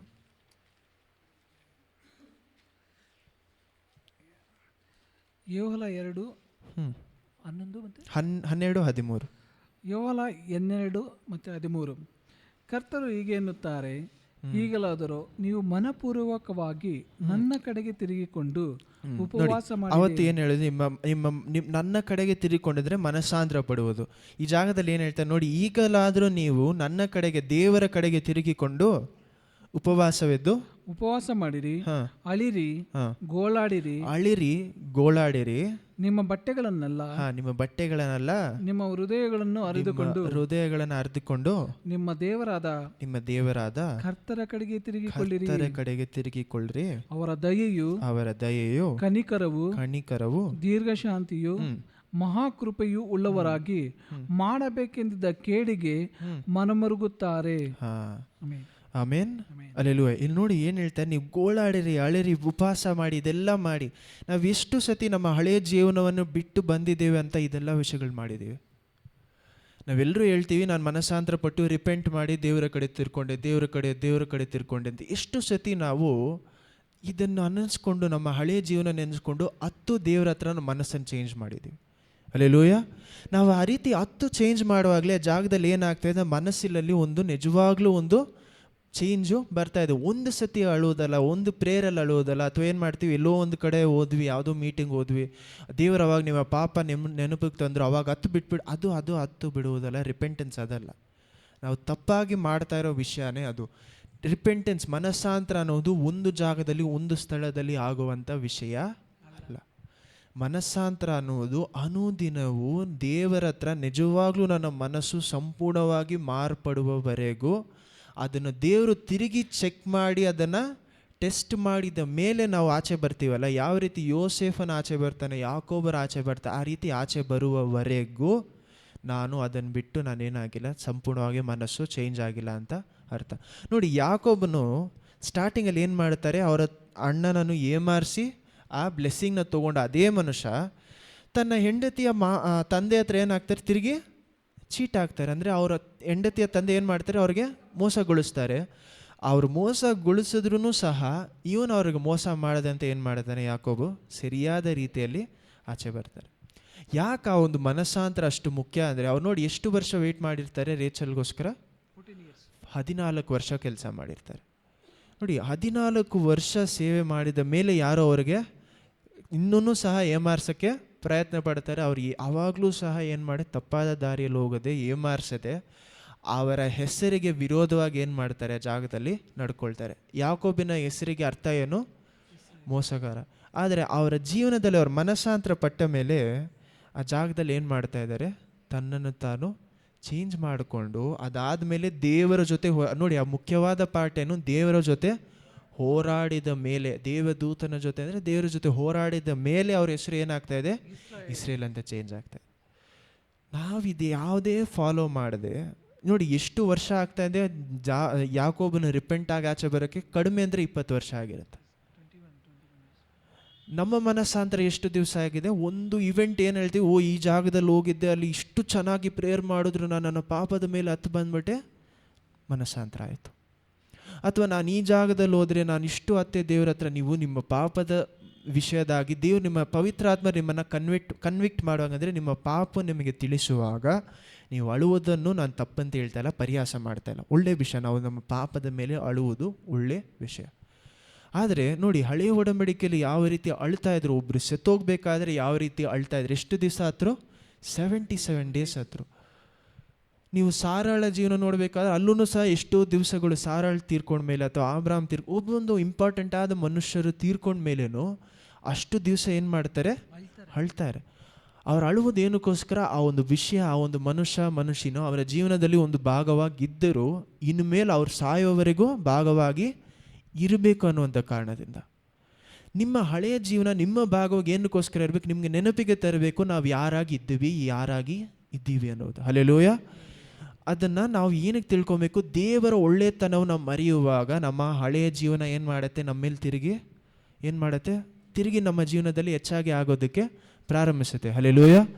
ನಮ್ಮ ಹಳೆಯ ಜೀವನ ನಮ್ಮನ್ನು ಬಿಟ್ಟು ದೂರ ಹೋಗ್ಬೇಕಂದ್ರೆ ನಮ್ಮಲ್ಲಿ ಮೊದಲು ಏನಿರಬೇಕು, ಅದನ್ನು ಬಿಟ್ಟು ಬರುವುದಂದರೆ ಯೇಸು ಕ್ರಿಸ್ತನ ಜೊತೆ ಏನು ಮಾಡಬೇಕು, ಅನುದಿನವೂ ಶಿಲುಬೆಗೆ ಹಾಕಬೇಕು.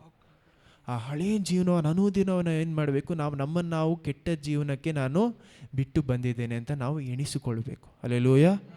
ನಾವೆಷ್ಟು ದಿವಸ ಇದನ್ನು ಮಾಡ್ತೀವೋ, ನಾವು ಯಾವಾಗ ಇದೊಂದು ಪ್ರಾಕ್ಟೀಸ್ ಆಗಿ ಇಷ್ಟು ದಿವಸಗಳು ದೇವರೇ ಇದನ್ನು ಬಿಟ್ಟು ನನಗೆ ಬಿಡುಗಡೆ ಕೊಡಿ, ಇದಂತ ಎಷ್ಟೋ ವಿಷಯಗಳು ನಾವು ಅಳಬೇಕು. ನಾವು ಅನ್ನಿಸ್ಕೊಬೋದು, ಅಷ್ಟು ದೊಡ್ಡ ತಪ್ಪು ನಾನು ಮಾಡಿಲ್ವಲ್ಲ, ಅಥವಾ ಒಂದು ತಿಂಗಳು ಫುಲ್ಲು ಅಳುವಷ್ಟು ತಪ್ಪು ನಾನು ಮಾಡಿಲ್ವಲ್ಲ.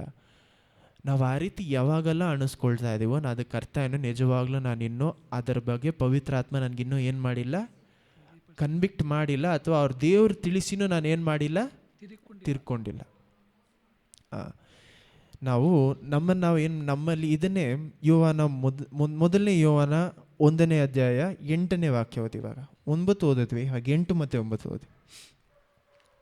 ಮೊದಲನೇ ಯೋಹಾನ, 1 ಜಾನ್ 1st ಚಾಪ್ಟರ್, ಮೊದಲನೇ ಯೋಹಾನ 1ನೇ ಅಧ್ಯಾಯ 8 ಮತ್ತು 9, 8 and 9. 1 ಯೋಹಾನ 1ನೇ ಅಧ್ಯಾಯ ವಚನ 8 ಮತ್ತು 9. ನಮ್ಮಲ್ಲಿ ಪಾಪವಿಲ್ಲವೆಂದು ನಾವು ಹೇಳಿದರೆ ನಮ್ಮನ್ನು ನಾವೇ ಮೋಸಪಡಿಸಿಕೊಳ್ಳುತ್ತೇವೆ ಮತ್ತು ಸತ್ಯವೆಂಬುದು ನಮ್ಮಲ್ಲಿ ಇಲ್ಲ. ನೋಡಿ, ಈ ಜಾಗದಲ್ಲಿ ಏನು ಹೇಳ್ತಾರೆ, ನನ್ನ ಪಾಪ ನೋಡಿ, ಬರೀ ಆ ವಾರ್ತೆಗೆ ಇನ್ನೊಂದು ಅರ್ಥ ಏನಾಗುತ್ತೆ ಅಂದರೆ, ನನ್ನ ಪಾಪ ಅಷ್ಟು ದೊಡ್ಡದಿಲ್ಲ ಅಂತ ನನಗೆ ನಾನೇ ಹೇಳ್ಕೊಂಡ್ರೆ ನಾನೇನು ಮಾಡ್ತಾ ಇದ್ದೀನಂತೆ, ನನ್ನನ್ನು ನಾನೇ ಮೋಸಗೊಳಿಸ್ತಾ ಇದ್ದೀನಿ. ದೇವರ ವಾಕ್ಯದಲ್ಲಿ ಒಂದು ವಿಷಯ ತಪ್ಪು ಅಂತ ಹೇಳುವಾಗ ಅಥವಾ ಪಾಪ ಅಂತ ಹೇಳುವಾಗ ಆ ಜಾಗದಲ್ಲಿ ಅದು ನಿಜವಾಗ್ಲೂ ಪಾಪ. ದೇವರು ಏನು ಮಾಡಲ್ಲ, ಒಂದೊಂದು ಪಾಪಕ್ಕೆ ಏನು ಮಾಡಿಲ್ಲ, ಒಂದೊಂದು ಲೆವೆಲ್ ಇಟ್ಟಿಲ್ಲ, ಇದು ದೊಡ್ಡ ಪಾಪ, ಇದು ಚಿಕ್ಕದು, ಇದು ಚಿಕ್ಕದು ಅಂತ. ದೇವರ ಕಣ್ಗಳಿಗೆ ತಪ್ಪು ಅನ್ನೋದು ತಪ್ಪು, ಸರಿ ಅನ್ನೋದು ಸರಿ. ದೇವರು ಮನುಷ್ಯರ ಥರ ಇದು ಅಂದರೆ ಪರವಾಗಿಲ್ಲ 50-50 ಮಾಡುವಂಥ ದೇವರು ಅವರಿರಲ್ಲ. ನೋಡಿ, ಏನಕ್ಕೋಸ್ಕರ ಆ ರೀತಿ ಅಂದರೆ, ಎಷ್ಟೋ ಜನ ಹೇಳ್ತಾರೆ ದೇವರು ಏನು ಮಾಡಲ್ಲ, ಈ ಕಡೆ ಆ ಕಡೆ ಏನು ಮಾಡಲ್ಲ, 50% ಆ ಕಡೆ 50% ಈ ಕಡೆ ಮಾಡಲ್ಲ ಅಂತ ಹೇಳ್ತೀವಿ. ಏನಕ್ಕೆ ಆ ರೀತಿ ಹೇಳ್ತಾರೆ ಅಂದರೆ, ಫಾರ್ ಎಕ್ಸಾಂಪಲ್ ನೀವು ನಿಮ್ಮ ಮನೆ ನೀವು ಸೈಟ್ ತೊಗೊಂಡು ನೀವು ಮನೆ ಕಟ್ಟಿದ್ದೀರಾ ಅಂತ ಅಂದ್ಕೊಳ್ಳಿ. ಸ್ವಲ್ಪ ಗ್ಯಾಪ್ ಬಿಟ್ಟಿರ್ತೀರಾ, ನಿಮ್ಮ ಸೈಟಲ್ಲಿ ಯಾರಾದರೂ ಬಂದು ಉಡ್ದಾಕಿ ಮನೆ ಕಟ್ಟಿದ್ರೆ ನೀವೇನು ಮಾಡ್ತೀರಾ? ಮೊದಲು ಏನು ಮಾಡ್ತೀವಿ? ಜಗಳ ಆಡ್ತೀವಿ. ಓಕೆ, ಜಗಳ ಆಡಿದ್ಮೇಲೆ ಆ ಮನೆ ತಿರುಗಿ ನಿರ್ಮೂಲ ಆಗಬೇಕು, ನಾಶ ಮಾಡಿ ತಿರುಗಿ ಕಟ್ಟಬೇಕಂದ್ರೆ ನಾವು ಎಲ್ಲಿಗೆ ಹೋಗ್ತೀವಿ? ಪೊಲೀಸ್ಗೋ ಕೋರ್ಟ್ಗೋ ಹೋಗ್ತೀವಿ. ನಾವು ಕೋರ್ಟ್ಗೆ ಹೋದ್ಮೇಲೆ ಏನಾಗುತ್ತೆ, ಆ ಜಾಗದಲ್ಲಿ ಒಂದು ನ್ಯಾಯಾಧಿಪತಿ ಇರ್ತಾರೆ. ಅವ್ರು ನ್ಯಾಯಾಧಿಪತಿ ಆದಮೇಲೆ ಅವ್ರು ಏನು ಮಾಡಬೇಕು, ನಿಮಗೆ ತೀರ್ಪಾಗಿ ಏನು ಮಾಡಬೇಕು, ಅಥವಾ ಯಾರು ನ್ಯಾಯ ಇದೆಯೋ ಎರಡು ಸೈಡು ಕೇಳಿಸ್ಕೊಂಡು ಏನು ಮಾಡಬೇಕು, ಯಾವುದು ತಪ್ಪು ಯಾವುದು ರೈಟು ಅಂತ ಹೇಳ್ಬೇಕು. ಇವಾಗ ನಿಮಗೆ ನ್ಯಾಯ ಕೊಡಬೇಕಾಗಿರುವಂಥ ಆ ಒಂದು ನ್ಯಾಯಾಧಿಪತಿ ಇದು ಕರೆಕ್ಟು ಇದು ತಪ್ಪು ಅಂತ ಕರೆಕ್ಟಾಗಿ ಹೇಳಿಲ್ಲ ಅಂದರೆ ಯಾವ್ದು ತಪ್ಪು ಯಾವ್ದು ರೈಟು ಅಂತ ನಮ್ಗೆ ಗೊತ್ತಾಗುತ್ತೆ. ಓ ಇಲ್ಲ ಇದು ಪರವಾಗಿಲ್ಲ, ಅವರು ಮನೆ ಕಟ್ಕೊಬೋದು ನೀವು ಮನೆ ಕಟ್ಕೊಬೋದು ಅಂತ ಹೇಳಿದ್ರೆ ಸರಿಯಾದ ಜಡ್ಜ್ ಆಗಿರ್ತಾರೆ ಅವರು. ಹಾಂ, ಸೊ ಲೋಕದಲ್ಲಿರುವಂಥ ಮನೆಗೆ ಅಂಥ ಜಡ್ಜ್ ನಾವು ಎದುರು ನೋಡಬೇಕಾದ್ರೆ, ನಮಗೆ ನ್ಯಾಯ ಅಂಥ ರೀತಿ ಎದುರು ನೋಡಬೇಕಾದ್ರೆ ಎಲ್ಲ ಮನುಷ್ಯರನ್ನು ನ್ಯಾಯ ಕೊಡುವಂಥ ದೇವರು ಇನ್ನೆಷ್ಟು ಕಟ್ ಆ್ಯಂಡ್ ರೈಟ್ ಆಗಿರಬೇಕು. ಅಲ್ಲೆಲ್ಲೂಯ. ತಪ್ಪನ್ನುವುದನ್ನು ತಪ್ಪೆಂದು, ಕರೆಕ್ಟ್ ಅನ್ನೋದನ್ನು ಕರೆಕ್ಟಾಗಿ ದೇವರು ಏನು ಹೇಳಬೇಕು, ತಪ್ಪಂದರೆ ತಪ್ಪು, ಕರೆಕ್ಟ್ ಅಂದರೆ ಕರೆಕ್ಟು. ಇದು ಪರವಾಗಿಲ್ಲ, ಇದು ದೇವರ ಹತ್ರ ದೇವರ ವಾಕ್ಯದಲ್ಲಿ ಗ್ರೇ ಅಂತಾರಲ್ಲ. ಇವಾಗ ನೋಡಿ, ಒಂದು ಕಪ್ಪು ಅಂದರೆ ಕಪ್ಪು, ಬೆಳ್ಳೆ ಅಂದರೆ ಬೆಳಗಿರಬೇಕು. ದೇವರ ವಾಕ್ಯದಲ್ಲಿ ಕಪ್ಪು ಬೆಳ್ಳಗೆ ಮಿಕ್ಸ್ ಆಗಿರುವಂಥ ವಿಷಯ ಇಲ್ಲ, ಇರೋಕ್ಕೆ ಸಾಧ್ಯ ಇಲ್ಲ. ಅಲ್ಲೆಲ್ಲೂಯ. ಮನುಷ್ಯರ ಕ್ಯಾರೆಕ್ಟ್ರಲ್ಲಿ ಗ್ರೇ ಕ್ಯಾರೆಕ್ಟರ್ ಅಂತಾರೆ. ನಾವೆಲ್ಲರನ್ನು ಯಾವ ರೀತಿ ನೋಡಬೇಕಂದ್ರೆ, ಇವ್ರು ತುಂಬ ಒಳ್ಳೆಯವರು ಅಥವಾ ಇವ್ರು ತುಂಬ ಕೆಟ್ಟವರು ಅಂತ ನೋಡೋಕ್ಕೆ ಸಾಧ್ಯ ಇಲ್ಲ. ಎಲ್ಲ ಮನುಷ್ಯರನ್ನು ಗ್ರೇ ಮ್ಯಾಟ್ರ್ ಅಂತಾರೆ. ಅಂದರೆ ಅದು ಅರ್ಥ ಏನಂದರೆ, ಸ್ವಲ್ಪ ಕೆಟ್ಟದ್ದು ಇರುತ್ತೆ, ಎಲ್ಲ ಮನುಷ್ಯರು ಸ್ವಲ್ಪ ಒಳ್ಳೆಯದು ಇರುತ್ತೆ. ದೇವರಲ್ಲಿ ಮಾತ್ರ ಏನಿಲ್ಲ, ಯಾವುದೇ ರೀತಿಯಾದ ಕೆಟ್ಟತನ ಇಲ್ಲ ಅಂತ ದೇವರ ವಾಕ್ಯದಲ್ಲಿ ಏನಿದೆ ಇದೆ. ಅಲ್ಲೆಲ್ಲೂಯ.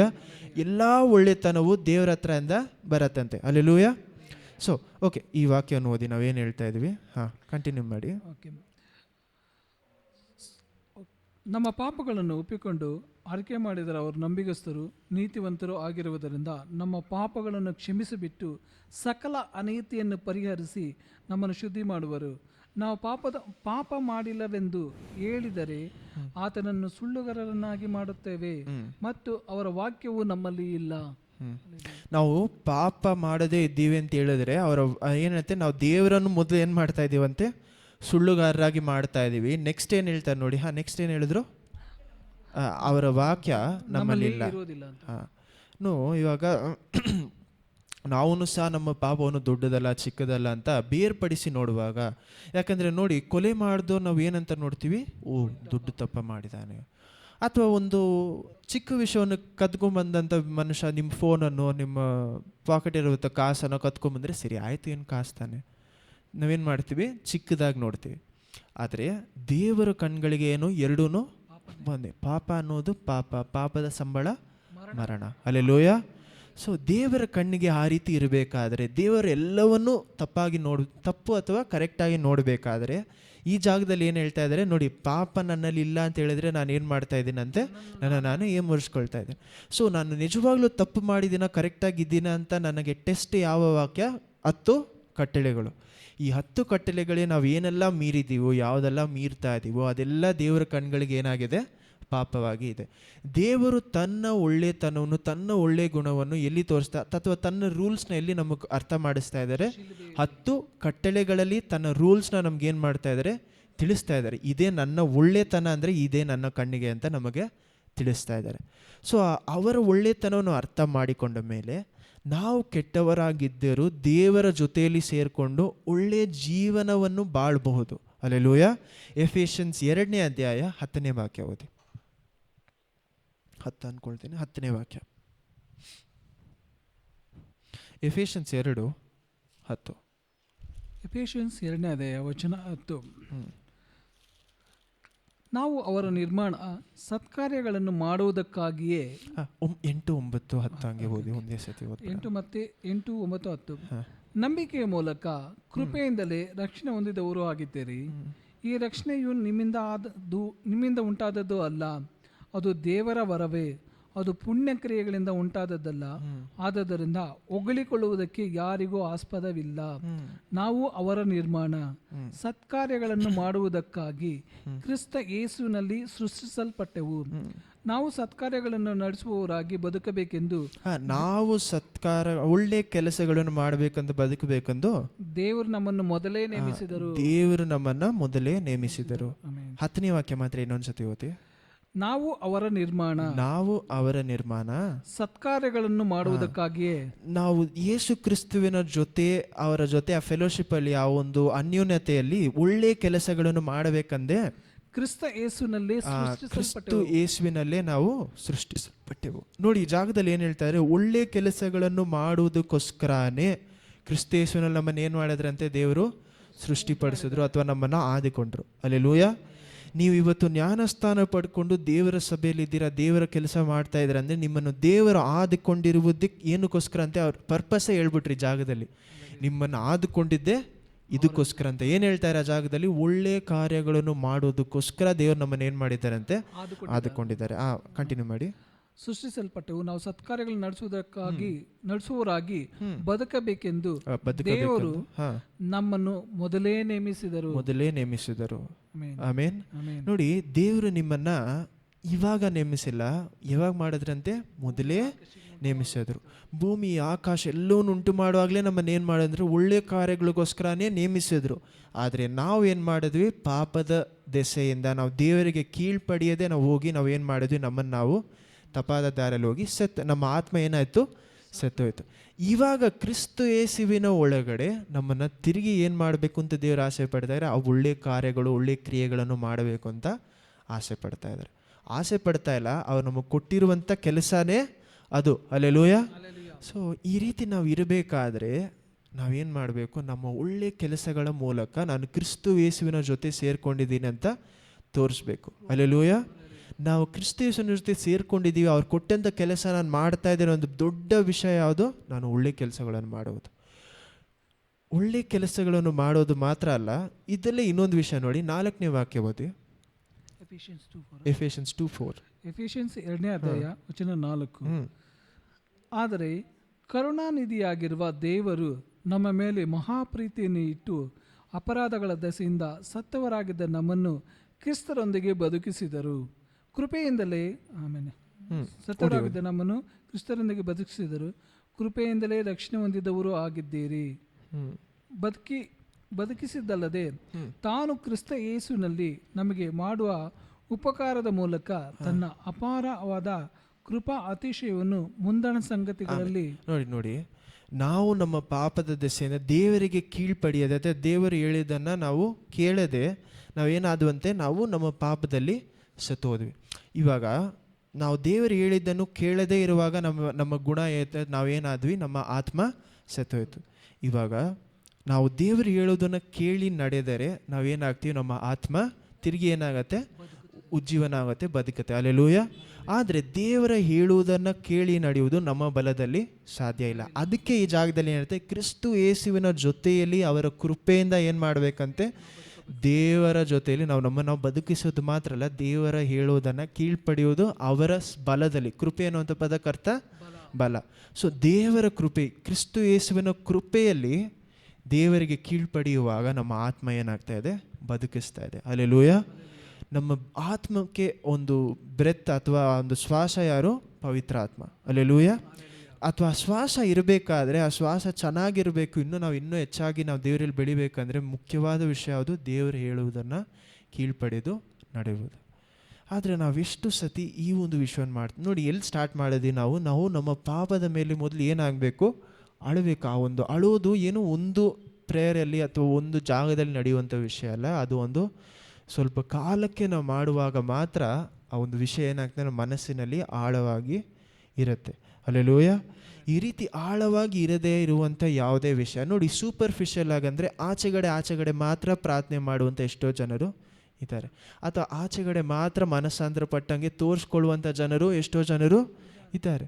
ನೋಡಿ, ಇಸ್ರೇಲ್ ಜನರು ಸಹ ಆ ಒಂದು ಗೋಲ್ಡನ್ ಕಾಫ್, ಆ ಒಂದು ಬಸವ, ಆ ಒಂದು ಗೋಲ್ಡನ್ ಯಾವುದಾದ್ರೆ ಚಿನ್ನದಲ್ಲಿ ಮಾಡಿರಬೇಕಾದ್ರೆ ಆ ಜಾಗದಲ್ಲಿ ಮೋಸೆ ಬಂದು ಏನು ಮಾಡ್ತಾರೆ ಅಂದರೆ, ಆ ಜನರ ಮೇಲೆ ಏನಾಗುತ್ತೆ, ಎಲ್ರಿಗೂ ಒಂದು ವ್ಯಾಧಿ ಬರುತ್ತೆ. ಅದಾದಮೇಲೆ ಆ ಜಾಗದಲ್ಲಿ ಅವ್ರು ಏನು ಮಾಡ್ತಾರೆ ಅಂದರೆ, ತಮ್ಮ ಗೋಲ್ಡ್ ಎಲ್ಲ, ಬೆಳ್ಳಿ ಬಂಗಾರ ಎಲ್ಲ ಬಿಚ್ಬಿಟ್ಟು ಏನು ಮಾಡ್ತಾರೆ ಅಂದರೆ ಅಳ್ತಾರಂತೆ.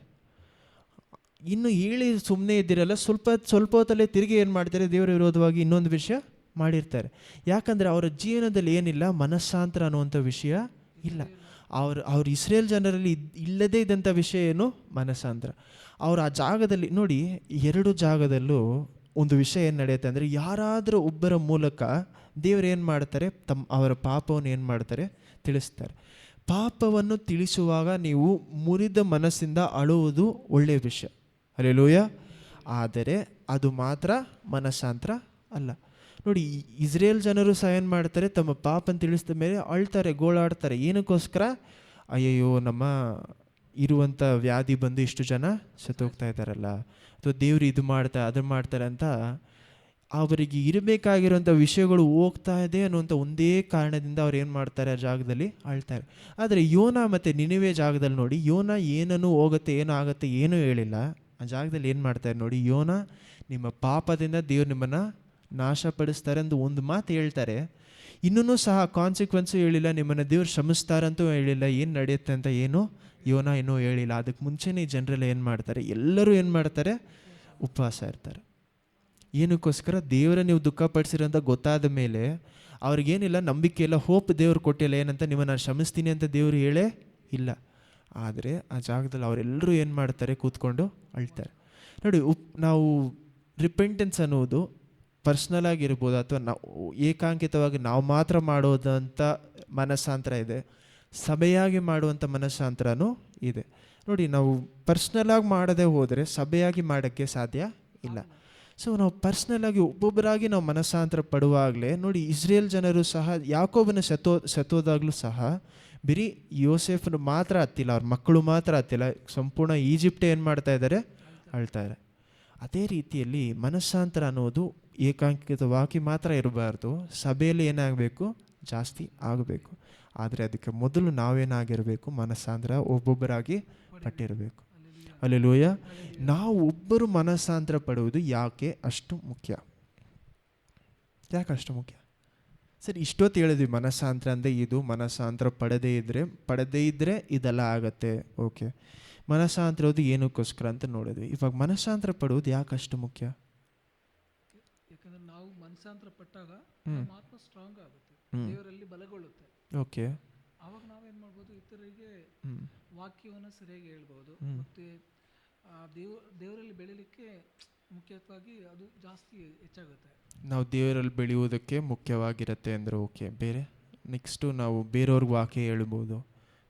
ಓಕೆ, ಆದರೆ ಮುಖ್ಯವಾದ ಪಾಯಿಂಟ್ ಏನು, ನಾವು ಪಾಪವನ್ನು ಬಿಟ್ಟು ಎಲ್ಲವನ್ನು ಬಿಟ್ಟು ನಾವು ಮನಸ್ಸಾಂತರ ಪಡುವುದಕ್ಕೆ ಒಂದು ಮೋಟಿವೇಶನ್ ಏನಾಗಿರಬೇಕು, ಅಥವಾ ನಮ್ಮನ್ನು ನಡೆಸುವಂಥ ವಿಷಯ ಯಾವುದಾಗಿರಬೇಕು? ಪರಲೋಕಕ್ಕೆ ಕುರಿತಾಗಿ, ಪರಲೋಕದ ರಾಜ್ಯ ಕುರಿತಾಗಿ. ಓಕೆ, ನೋಡಿ, ಮನುಷ್ಯರ ದುಃಖನೋ ಮಾಂಸದ ದುಃಖ ನಮ್ಮನ್ನು ಏನು ಮಾಡುತ್ತಂತೆ, ಸಾವಿಗೆ ಕರೆದುಕೊಂಡು ಹೋಗುತ್ತೆ. ಆದರೆ ದೇವರ ಅಂದರೆ ಆತ್ಮಿಕ ರೀತಿಯಾದ ದುಃಖ, ಗಾಡ್ಲಿ ಸಾರೋ ಅಂತಾರೆ. ಇಲ್ಲಿ 2 ಕೊರಿಂಥಿ 7:10 ಲಾಸ್ಟ್ ವೀಕ್ ಓದಿದ್ವಿ, ಇವಾಗಲೂ ಓದಿ. 2 ಕೊರಿಂಥಿ 7ನೇ ಅಧ್ಯಾಯ 10ನೇ ವಾಕ್ಯ.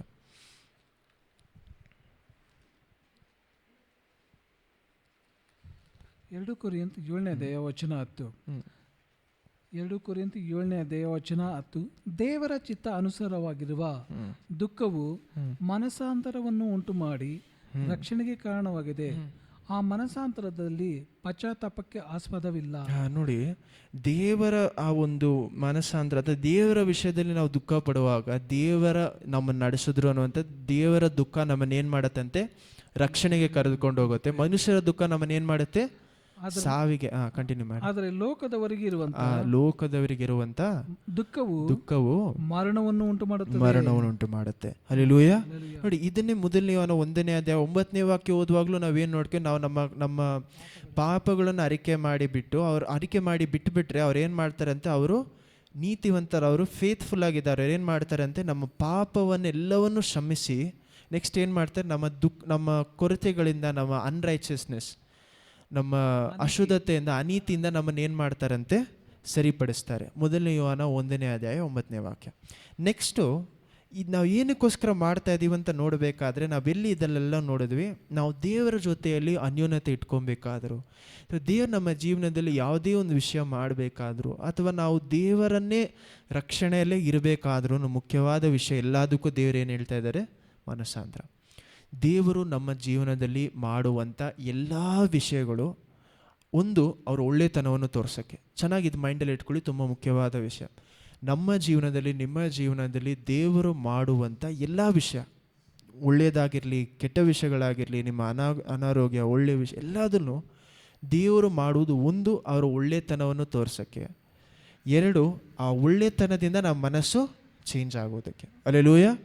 ಎರಡೇ ವಿಷಯ. ಯಾಕಂದರೆ ಎಸೇಕಿಯೇಲ್ 36-37 ನೀವು ಮನೇಲಿ ಓದಿ, ಆ ಜಾಗದಲ್ಲೂ ಸಹ ಏನು ಹೇಳ್ತಾರೆ ಅಂದರೆ, ದೇವರು ತನ್ನ ಒಳ್ಳೆತನವನ್ನು ತೋರಿಸಿದ ಮೇಲೆ ನಮ್ಮ ಹತ್ರಿಂದ ಎದುರು ನೋಡೋದು ಏನಂದರೆ ನಾವು ಮನಸ್ಸಾಂತರ ಪಡ್ತೀವಿ ಅಂತ. ಹಲ್ಲೆಲೂಯಾ. ಆದರೆ ಎಷ್ಟೋ ಸತಿ ನಾವೇನು ಮಾಡ್ತೀವಿ, ದೇವರ ಒಳ್ಳೆತನವನ್ನು ಪಡ್ಕೊಳ್ತೀವಿ, ಆದರೆ ನಾವೇನು ಮಾಡಲ್ಲ, ಆ ಮನಸ್ಸಾಂತರ ಪಡಲ್ಲ. ನೋಡಿ, ಎಕ್ಸಾಂಪಲ್ಗೆ ಹೇಳ್ತೀನಿ, ದೇವರು ಸಹ ನನ್ನ ಜೀವನದಲ್ಲಿ ನಿಮ್ಮ ಜೀವನ ಎಷ್ಟೋ ಸತಿ ಸಹಾಯ ಮಾಡಿರ್ತಾರೆ.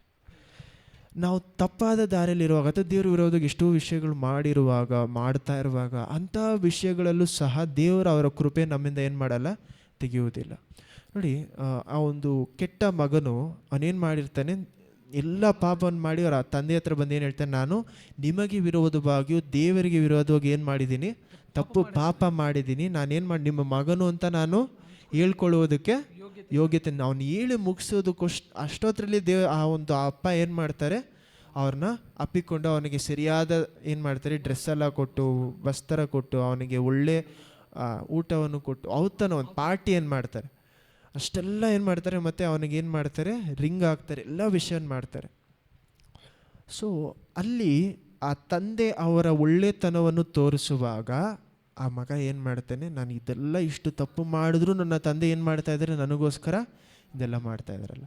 ನೋಡಿ, ಅದನ್ನೇ ಏನು ಹೇಳ್ತಾರೆ, ಒಂದು ಕುರಿಮರಿ ಲಾಸ್ಟ್ ಕಳೆದೋಗಿರುವಂಥ ಒಂದು ಕುರಿಮರಿ ಮನಸಾಂತರ ಪಟ್ಟು ತಿರುಗಿ ಬಂದರೆ ಪರಲೋಕದಲ್ಲಿ ಅಷ್ಟು ಸಂತೋಷ. ಹಲ್ಲೆಲೂಯಾ.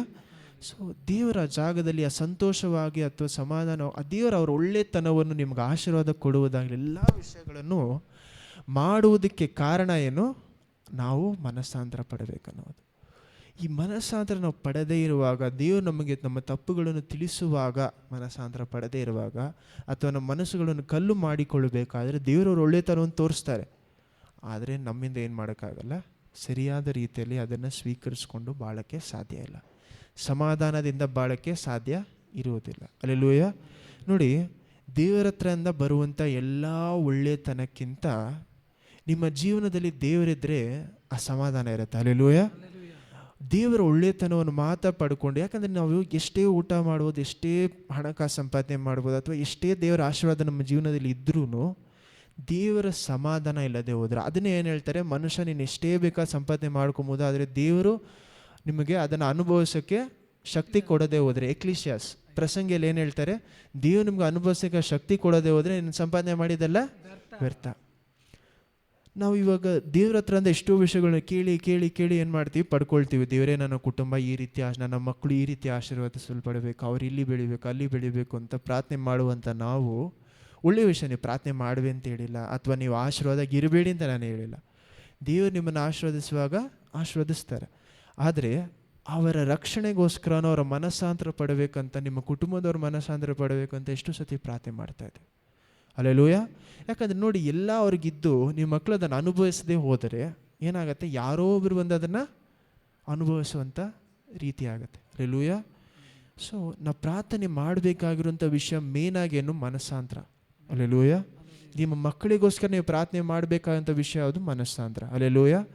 ಸೊ ಇದೆಲ್ಲವನ್ನು ನಾವು ಎತ್ತಿ ನೋಡಬೇಕಾದ್ರೆ, ಎಲ್ಲವನ್ನು ಸೇರಿಸಿ ಜೋಡಿಸಿ ನೋಡಬೇಕಾದ್ರೆ, ಸ್ಟಾರ್ಟಿಂಗಲ್ಲಿ ಏನು ನೋಡಿದ್ವಿ, ನಾವು ಮನಸ್ಸಾಂತರ ಪಡಬೇಕಾದ್ರೆ ಅದು ಒಂದು ಸ್ಥಳದಲ್ಲಿ ಒಂದು ಕ್ಷಣದಲ್ಲಿ ಆಗುವಂಥ ವಿಷಯ ಅಲ್ಲ, ಅದು ಒಂದು ಪರ್ಟಿಕ್ಯುಲರ್ ಪೀರಿಯಡ್ ಆಫ್ ಟೈಮ್ ಏನಾಗಬೇಕು, ನಾವು ಅಳಬೇಕು, ಅನುದಿನವೂ ಆಗಬೇಕು. ಅದಾದಮೇಲೆ ಏನಾಗುತ್ತೆ, ಅದು ನಮ್ಮ ಜೀವನದಲ್ಲಿ ಅದೊಂದು ಭಾಗವಾಗಿ, ನಾವು ಇದೆಲ್ಲ ಇದೆಲ್ಲ ಬಿಟ್ಟು ಬಂದಿವಿ ಅಂತ ಒಂದು ಭಾಗವಾಗಿ, ಸಾಕ್ಷಿಯಾಗಿ ಮಾರ್ಪಡುತ್ತೆ.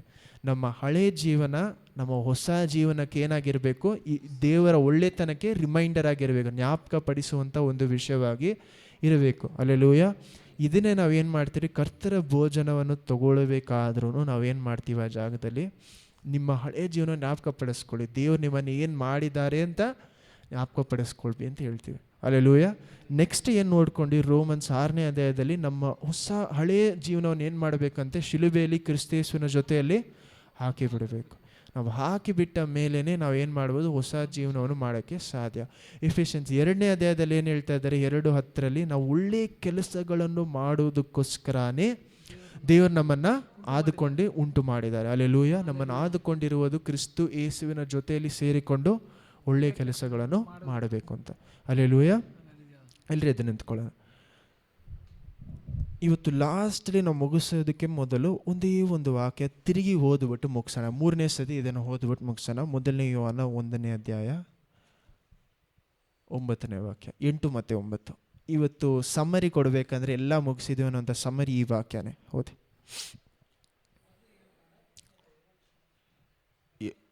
ಮೊದಲನೇ ಯೋಹಾನ 1ನೇ ಅಧ್ಯಾಯ 8 ಮತ್ತು 9. ನಮ್ಮಲ್ಲಿ ಪಾಪವಿಲ್ಲವೆಂದು ನಾವು ಹೇಳಿದರೆ ನಮ್ಮನ್ನು ನಾವೇ ಮೋಸಪಡಿಸಿಕೊಳ್ಳುತ್ತೇವೆ ಮತ್ತು ಸತ್ಯವೆಂಬುದು ನಮ್ಮಲ್ಲಿ ಇಲ್ಲ. ನಮ್ಮ ಪಾಪಗಳನ್ನು ಒಪ್ಪಿಕೊಂಡು ಅರಿಕೆ ಮಾಡಿದರೆ ಅವರು ನಂಬಿಗಸ್ತರು ನೀತಿವಂತರು ಆಗಿರುವುದರಿಂದ ನಮ್ಮ ಪಾಪಗಳನ್ನು ಕ್ಷಮಿಸಿಬಿಟ್ಟು ಸಕಲ ಅನೀತಿಯನ್ನು ಪರಿಹರಿಸಿ ನಮ್ಮನ್ನು ಶುದ್ಧಿ ಮಾಡುವರು. ಆಮೇಲೆ ಯೋಹಲ್ಲಿ 2ನೇ ಅಧ್ಯಾಯದಲ್ಲೂ ಸಹ ನಾವು ನೋಡಿದ್ವಿ. ಏನಂತ ನೋಡಿದ್ವಿ? 12 ಮತ್ತು 13 ಓದಬೇಕಾದ್ರೆ, ನಿಮ್ಮ ಪಾಪವನ್ನು ಬಿಟ್ಟು ಏನು ಮಾಡಿ? ಉಪವಾಸವಿರಿ, ಮನಸ್ಸಾಂತರ ಪಡಿ, 10 ಗೋಳಾಡಿ ಏನು ಮಾಡಿ? ಅದನ್ನು ಬಿಟ್ಟು ಬಿಟ್ಟು ದೇವರ ಕಡೆ ತಿರ್ಕೊಳ್ಳಿ, ಆವಾಗ ದೇವರು ನಿಮ್ಮನ್ನ ಕರುಣೆ ತೋರಿಸ್ತಾರೆ. ಸೊ ದೇವರು ಅದನ್ನೇ ಹೇಳ್ತಾರೆ, ಮುರಿದ ಮನಸ್ಸು ನಲಿಗಿದ ಆತ್ಮ ಇರುವವರ ಜೊತೆಯಲ್ಲಿ ದೇವ್ರು ಏನು ಮಾಡ್ತಾರೆ? ತುಂಬ ಹತ್ರ ಇರ್ತಾರೆ. ಮತ್ತು ಅದೇ ಕೀರ್ತನೆ 51ರಲ್ಲೂ ಸಹ ಲಾಸ್ಟ್ ವೀಕು ನೋಡಿದ್ವಿ. ದಾವಿದನಿಗೂ ಸಹ ದೇವ್ರು ಏನು ಮಾಡ್ತಾರೆ? ಅವ್ರು ಏನು ಹೇಳ್ತಾರೆ? ದೇವರು ತನ್ನ ಒಡೆದ ಮನಸ್ಸನ್ನು ಕರ್ಕೊಂಬಂದು ದೇವ್ರ ಹತ್ರ ಏನು ಹೇಳ್ತಾರೆ? ನನಗೆ ಹೊಸ ಒಂದು ಆತ್ಮವನ್ನು, ಹೊಸ ಮನಸ್ಸನ್ನು ಏನು ಮಾಡಿ ನನಗೆ ಕೊಡಿ. ನಿಮ್ಮ ಪವಿತ್ರ ಆತ್ಮರು ನನ್ನಿಂದ ಏನು ಮಾಡಬೇಡಿ, ದೂರ ತೆಗಿಬೇಡಿ. ನಿಮ್ಮ ಪ್ರಸನ್ನತೆ ಏನು ಮಾಡಿ, ದೂರ ತೆಗಿಬೇಡಿ. ಏನು ಮಾಡಿ, ನಾನು ವಿಶ್ವಾಸವಾಗಿರುವುದಕ್ಕೆ ನನಗೇನು ಮಾಡಿ, ಒಳ್ಳೆಯ ಮನಸ್ಸನ್ನು ಕೊಡಿ ಅಂತಾರೆ. ಅಲ್ಲೆಲೂಯಾ. ಪ್ರಾರ್ಥಿಸೋಣ. ಯೇಸುವೇ, ನಿಮಗೆ ಸ್ತೋತ್ರ ಸ್ತೋತ್ರ ಸ್ತೋತ್ರ. ನೀವು ಒಳ್ಳೆಯವರು, ನಮ್ಮ ಕೃಪೆ ಸದಾ ಕಾಲವಿದೆ. ಈ ಹೊಸ ದಿನವನ್ನು ನೋಡಿಕೊಳ್ಳೋ ಕೃಪೆಯನ್ನು ಆಶೀರ್ವಾದವನ್ನು ಕೊಟ್ಟಲ್ಲ, ಅದಕ್ಕಾಗಿ ಸ್ತೋತ್ರ. ನಾವು ಎಷ್ಟೋ ಜನ ಇನ್ನೂ ನಮ್ಮ ಪಾಪದ ಮೇಲೆ ಸರಿಯಾದ ರೀತಿಯಲ್ಲಿ ನಾವು ಮನಸ್ಸಾಂತರ ಪಟ್ಟಿರಲ್ಲ ದೇವರೇ. ದೀಕ್ಷಾ ಸ್ಥಾನದಲ್ಲಿ ನಿಮ್ಮ ಜೊತೆಯಲ್ಲಿ ನಾವು ಸೇರಿರ್ಬೋದ್ರೆ ನಮ್ಮ ಹಳೆಯ ಜೀವನವನ್ನು ನಾವು ಶಿಲುಬೆಯಲ್ಲಿ ಹಾಕಿರೋದಿಲ್ಲ ಎಷ್ಟೋ ಸತಿ. ನಮ್ಮನ್ನು ಕ್ಷಮಿಸಿ. ಅದಪ್ಪ ಕೊಲೋಷನ್ಸ್ 2:13 ಹೇಳುವಂಥ ರೀತಿಯಲ್ಲಿ, 2:8 ಹೇಳುವಂಥ ರೀತಿಯಲ್ಲಿ ಸಂಪೂರ್ಣವಾಗಿ ನಿಮ್ಮ ಪ್ರೀತಿಯಿಂದ ನಮ್ಮನ್ನು ನೀವು ಸೆಳೆದುಕೊಳ್ಳಿ. ಹೌದಪ್ಪ, ನಿಮ್ಮ ಜೊತೆಯಲ್ಲಿ ನಾವು ಜ್ಞಾನಸ್ಥಾನ ಪಡ್ಕೊಂಡಿರೋದನ್ನು ಜ್ಞಾಪಕ ಪಡಿಸಿಕೊಳ್ಳುವುದಕ್ಕೆ ಸಹಾಯ ಮಾಡಿದ್ದಕ್ಕಾಗಿ ನಿಮಗೆ ಸ್ತೋತ್ರ ಸ್ತೋತ್ರ ಸ್ತೋತ್ರ. ಹೌದಪ್ಪ, ನಾವು ಈ ವಾಕ್ಯಗಳನ್ನು ಓದುವಾಗ ಅಪ್ಪ ಸ್ತೋತ್ರ, ದೇವರ ವಾಕ್ಯವನ್ನು ನಾವು ಓದಿರಬೇಕಾದ್ರೆ, ಲಾರ್ಡ್ ಸಪರ್ನ ನಾವು ಇದನ್ನು ತೊಗೊಬೇಕಾದ್ರೆ, ಕರ್ತರ ಭೋಜನ ನಾವು ತಗೊಳ್ಬೇಕಾದ್ರೆ, ನಾವು ನಮ್ಮ ಪಾಪ ಎಲ್ಲವನ್ನು ಅರಿಕೆ ಮಾಡಿ ಸರಿಯಾದ ರೀತಿಯಲ್ಲಿ ಅದನ್ನು ತೆಗೆದುಕೊಳ್ಳೋಕೆ ಸಹಾಯ ಮಾಡಿ. ಹೌದಪ್ಪ, ನಿಮ್ಮ ಒಂದು ಅಂಗದಲ್ಲಿ ನಾವು ಒಂದು ಪಾರ್ಟ್ ಆಗಿದ್ದೀವಿ ಅಂತ ನಾವು ತಿಳಿದುಕೊಳ್ಳೋಕೆ ಸಹಾಯ ಮಾಡಿ. ಹೌದಪ್ಪ, ಎಂದು ಮಾರದೇ ಇರುವಂಥ ದೇವರು ನಮ್ಮ ಜೊತೆಯಲ್ಲಿದ್ದು ಆಶೀರ್ವದಿಸಿ ನಡೆಸಿದ್ದಕ್ಕಾಗಿ ನಿಮಗೆ ಸ್ತೋತ್ರ. ಹೌದಪ್ಪ, ಎಲ್ಲರ ಮನಸ್ಸಲ್ಲಿ ಇರುವಂಥ ಪ್ರಾರ್ಥನೆ, ಎಲ್ಲರ ಮನಸ್ಸಲ್ಲಿರುವಂಥ ಆಸೆ, ಏನೆಲ್ಲ ಮಾಡಬೇಕು ಅಂತಿದ್ದಾರೆ ಎಲ್ಲ ನೀವು ತಿಳಿದಿದ್ದೀರಾ. ನಿಮ್ಮ ಚಿತ್ತಕ್ಕೆ ಅನುಸಾರವಾಗಿ ಆ ವಿಷಯಗಳು ಆಶೀರ್ವಾದಕ್ಕೆ ಮಾರ್ಪಡುತ್ತೆ ಅಂತ ನೀವೆನಿಸಿದರೆ ಸರಿಯಾದ ಸಮಯದಲ್ಲಿ ಅವ್ರು ಕೇಳುವಂಥ ಎಲ್ಲ ವಿಷಯಗಳನ್ನು ಕ್ರಿಸ್ತ ಯೇಸುವಿನ ಹೆಸರಿನಲ್ಲಿ ಹೌದಪ್ಪ ಅವರ ಚಿತ್ತಕ್ಕೆ ಅನುಸಾರವಾಗಿ ನೀವು ದಯಪಾಲಿಸಿದ್ದಕ್ಕಾಗಿ ನಿಮಗೆ ಸ್ತೋತ್ರ ಸ್ತೋತ್ರ ಸ್ತೋತ್ರ. ಹೌದಪ್ಪ, ನಿಮ್ಮ ವಾಕ್ಯನ ಮನಸ್ಸಿನ ಆಳದಲ್ಲಿ ಇಳಿಯೋದಕ್ಕೆ ನೀವು ಸಹಾಯ ಮಾಡಿ.